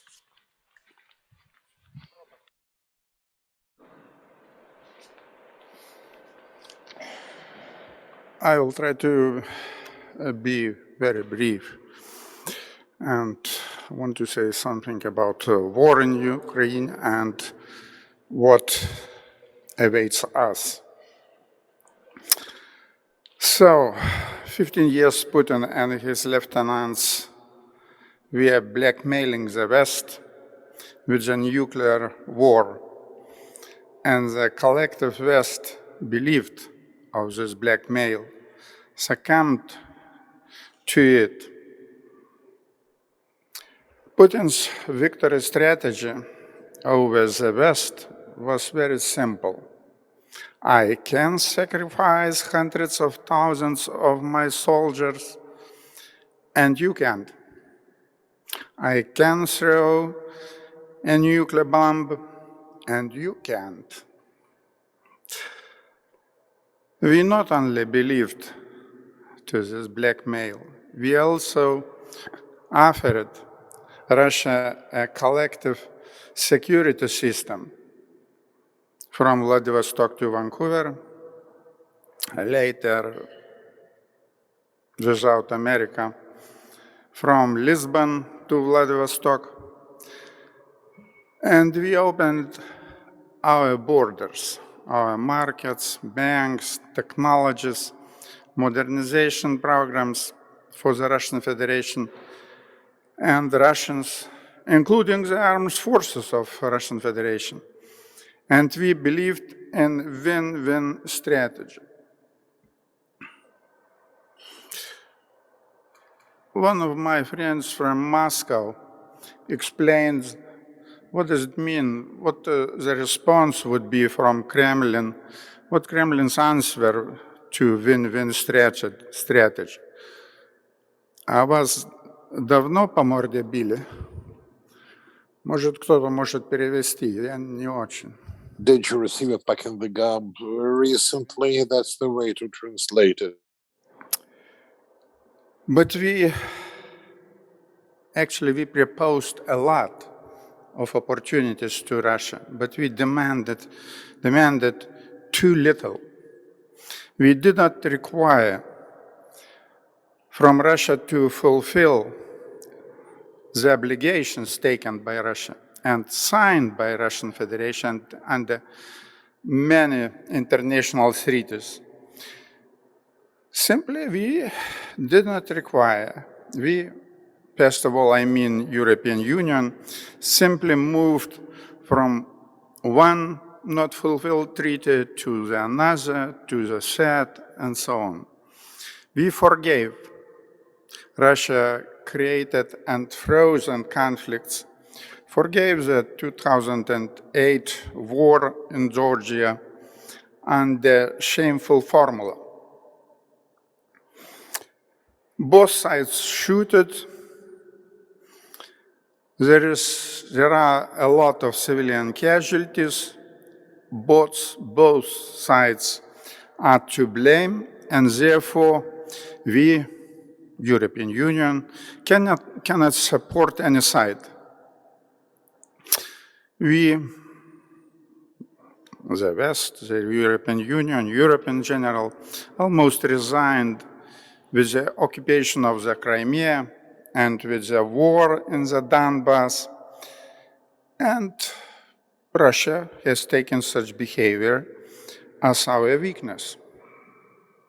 More and more turned into dictatorship, unsuccessful, backward, aggressive, expansionistic country whose residents have nothing to be proud of, such as Nigeria in the snow, but with nuclear bombs. And Russia, together with China, dreamed of the destruction of America's leadership.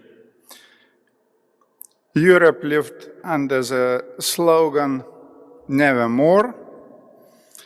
Putin strengthened the cult of the Great Patriotic War with the slogan, "We can repeat." Можем повторить. Ну и повторил, and he repeated.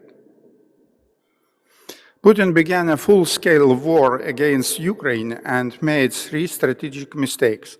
However, as well as Western intelligence, first, he overestimated the power of the army of the Russian Federation. Second, he underestimated the patriotism of Ukrainians and the strength of Ukrainian armed forces. And third, he underestimated the unity of the West. The West changed a little bit the doctrine of nuclear deterrence, maybe rather supplemented strategic deterrence, which was not convincing for Putin's criminal brain, with a very real threat to the life of the dictator.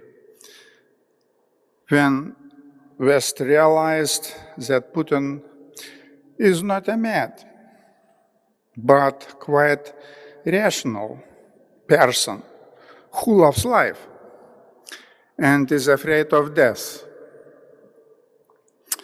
and wants to live beautifully. I don't know, right, criminal connotation of this «красиво жить». Это криминальное выражение «красиво жить». And Western experts explained for Putin personally in detail all the technicalities, how it's possible to get him in any bunker. And it worked. I will quote the threats of Medvedev he made 13th of May. It's a quotation. Sanctions against Russia can lead to new regional wars, food crisis, hunger in some countries, logistic crisis, energy crisis in those countries that limit the supply of Russian energy, financial crisis due to the undermining sustainability of the number of national currencies. Due to sanctions, new epidemics can begin. The terrorists are activated. International alliances based on pragmatic criteria, he means real politics, will appear, and ultimately a new security architecture will be created, and old one with America's central role will collapse. But this, I see, is also good news. There is no word about the nuclear bombardment of Europe or America. By the way, I want to stress, all these threats, they are not funny at all. Everything is very serious. Otherwise, you do not understand the Russians. Fight, but not mock. Russians feel their terrible inferiority and civilizational worthlessness.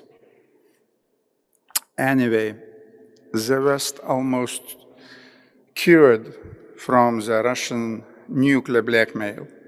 Now, instead of partisan weapons, I mean stingers and javelins, West began to supply Ukraine with heavy weapons. Plus, in Ramstein, an anti-fascist, anti-Putin coalition out of 40 or 42 countries was created, and President Biden signed Lend-Lease, giving Ukraine a strategic advantage in the war against aggression. Russia's actions in Ukraine are called genocide and crimes against humanity.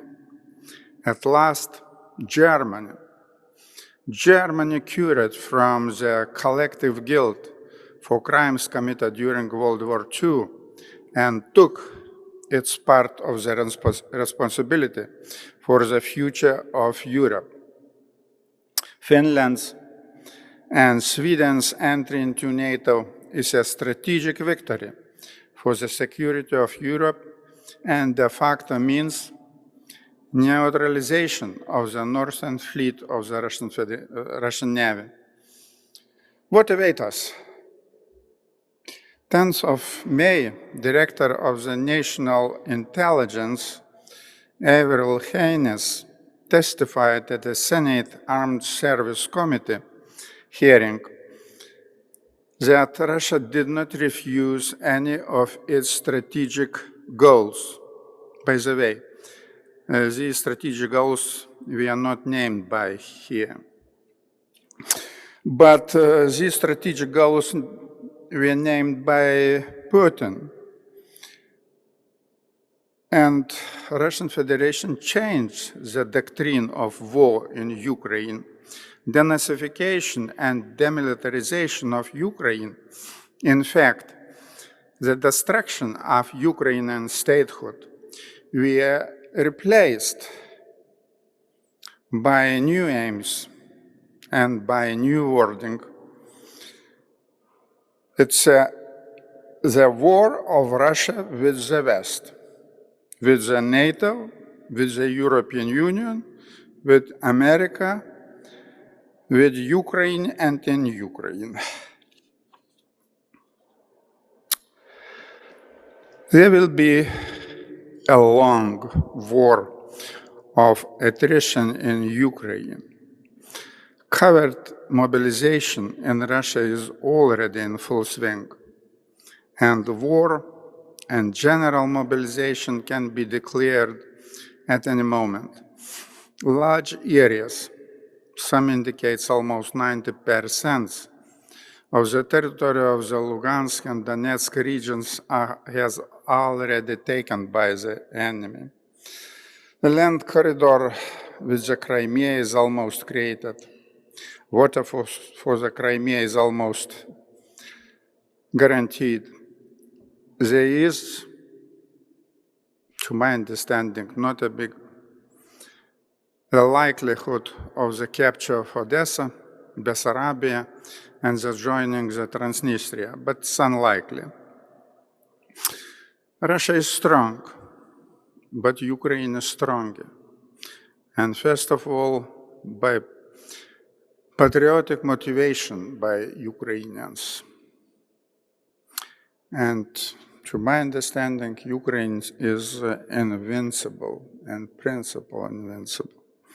Fascization of Russian society is frighteningly extensive. To understand the phenomenon, I need to say a few words about the mysterious Russian soul, таинственная русская душа. Russians believe that they need to believe in Russia. Russians believe that they need to believe in Russia. Of course, in Russia, which will necessarily win, and they must be with the winners. Russians always support power. Power, I mean власть. And I writing this power with a capital letter. Russians always support власть. Russia, for Russians, means power. Power means Putin. Putin means Russia, and Russia means Putin. Such a wrong chain. You feel this? Wrong and deathful chain. For Russians, power is a case of faith, case of belief, not a choice, not the elections as in our case, as for us. Power like faith, like a worldview. And why that happens? Well, first, because of propaganda bubble. Putin is turning, or even turned Russia into a fascist propaganda bubble. But the reality, genocide, crimes against humanity in Bucha, soldiers killed and wounded in Ukraine, Russia's economic consequences from sanctions, all these gradually began to puncture that bubble. Second is repressions and fear of power. There are no freedom of speech in Russia. There are no self-identification, or the self-identification is very different and weak. The oppressing role of the Russian Orthodox Church, which always were serving the interest of power. The power in Russia is always outside of the will of the people. The power is who need to be afraid of. In Russia, there can be no power that is not afraid by people. If no one is afraid of power, it is not a power. If Navalny will chop heads, the Russians will support him and recognize him as a power.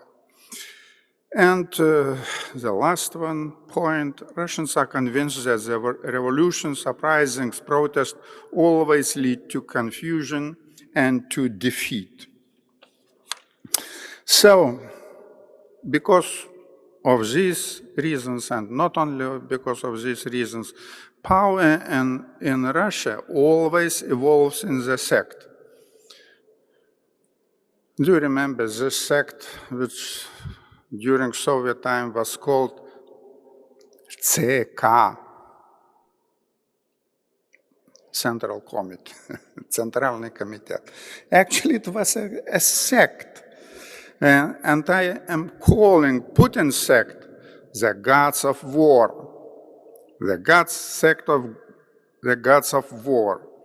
And this sect relies on primitive ideologies, the ideology of the Soviet Union, the ideology of Nazism, fascism, and the fight against them, and the ideology of hostile NATO, hostile America. These are those values Russian world because of which the Russians kill Ukrainians and are ready to kill us. It seems that now America and Europe begin to bother not only the power, not only the might, but also the weakness of Russia. CIA Director William Burns said, Putin has not sustainable end game in Ukraine. The fall of the criminal regime of Putin may be presented as an existential threat to the very existence of Russia. At the end, I want to make two concrete proposals. Very simple.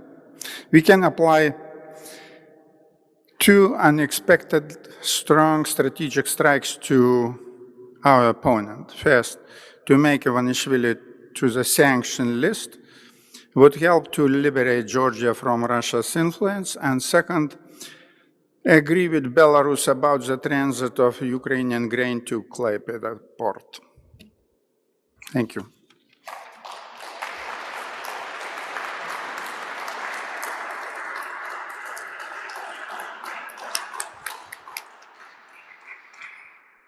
Okay, thank you very much, Petras. I very much like the idea about Ivanishvili, I have to tell you. I know. So with this, the conference comes to an end, but it's not the end of the program. First of all, I would like to mention that we will continue with the theme of trauma again on the 21st of September, which will be the 5th Leonidas Donskis Memorial Conference. And as this Sakharov conference is in Kaunas, the Donskis conference this year will be in Vilnius, and it will be organized together with the Ministry of Foreign Affairs of Lithuania, and trauma will be again the main topic of the event. So look forward to seeing information, and I hope that many of you will be able to join us. Secondly, after our reception, tonight at 9 o'clock outside here, we will have a small ceremony related to 50 years Romas Kalanta. So at 9 o'clock, when it gets dark, the images of Jan Palach and Romas Kalanta will be projected on the building. of Karu Museus, of the War Museum.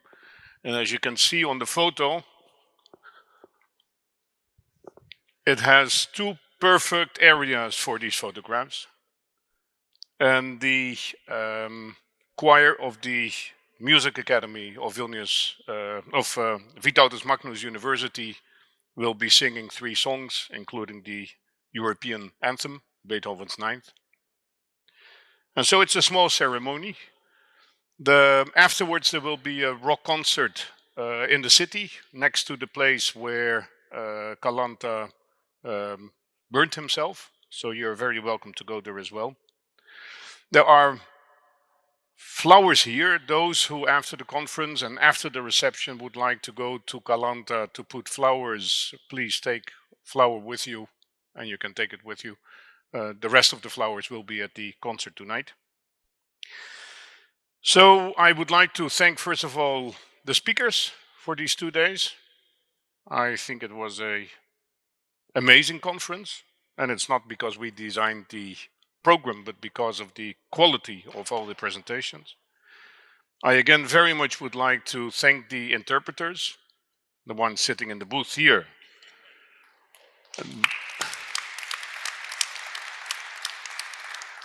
And the other 2 sitting in Kiev at home, in free Kiev, Dima, Seryoja. I would like to thank the Vytautas the Great War Museum for hosting us here. It's an extraordinary conference meeting, a conference venue. I would like to thank the sponsors. And so at the end, I would like to ask you to sing one song before we go to our reception. Come on up.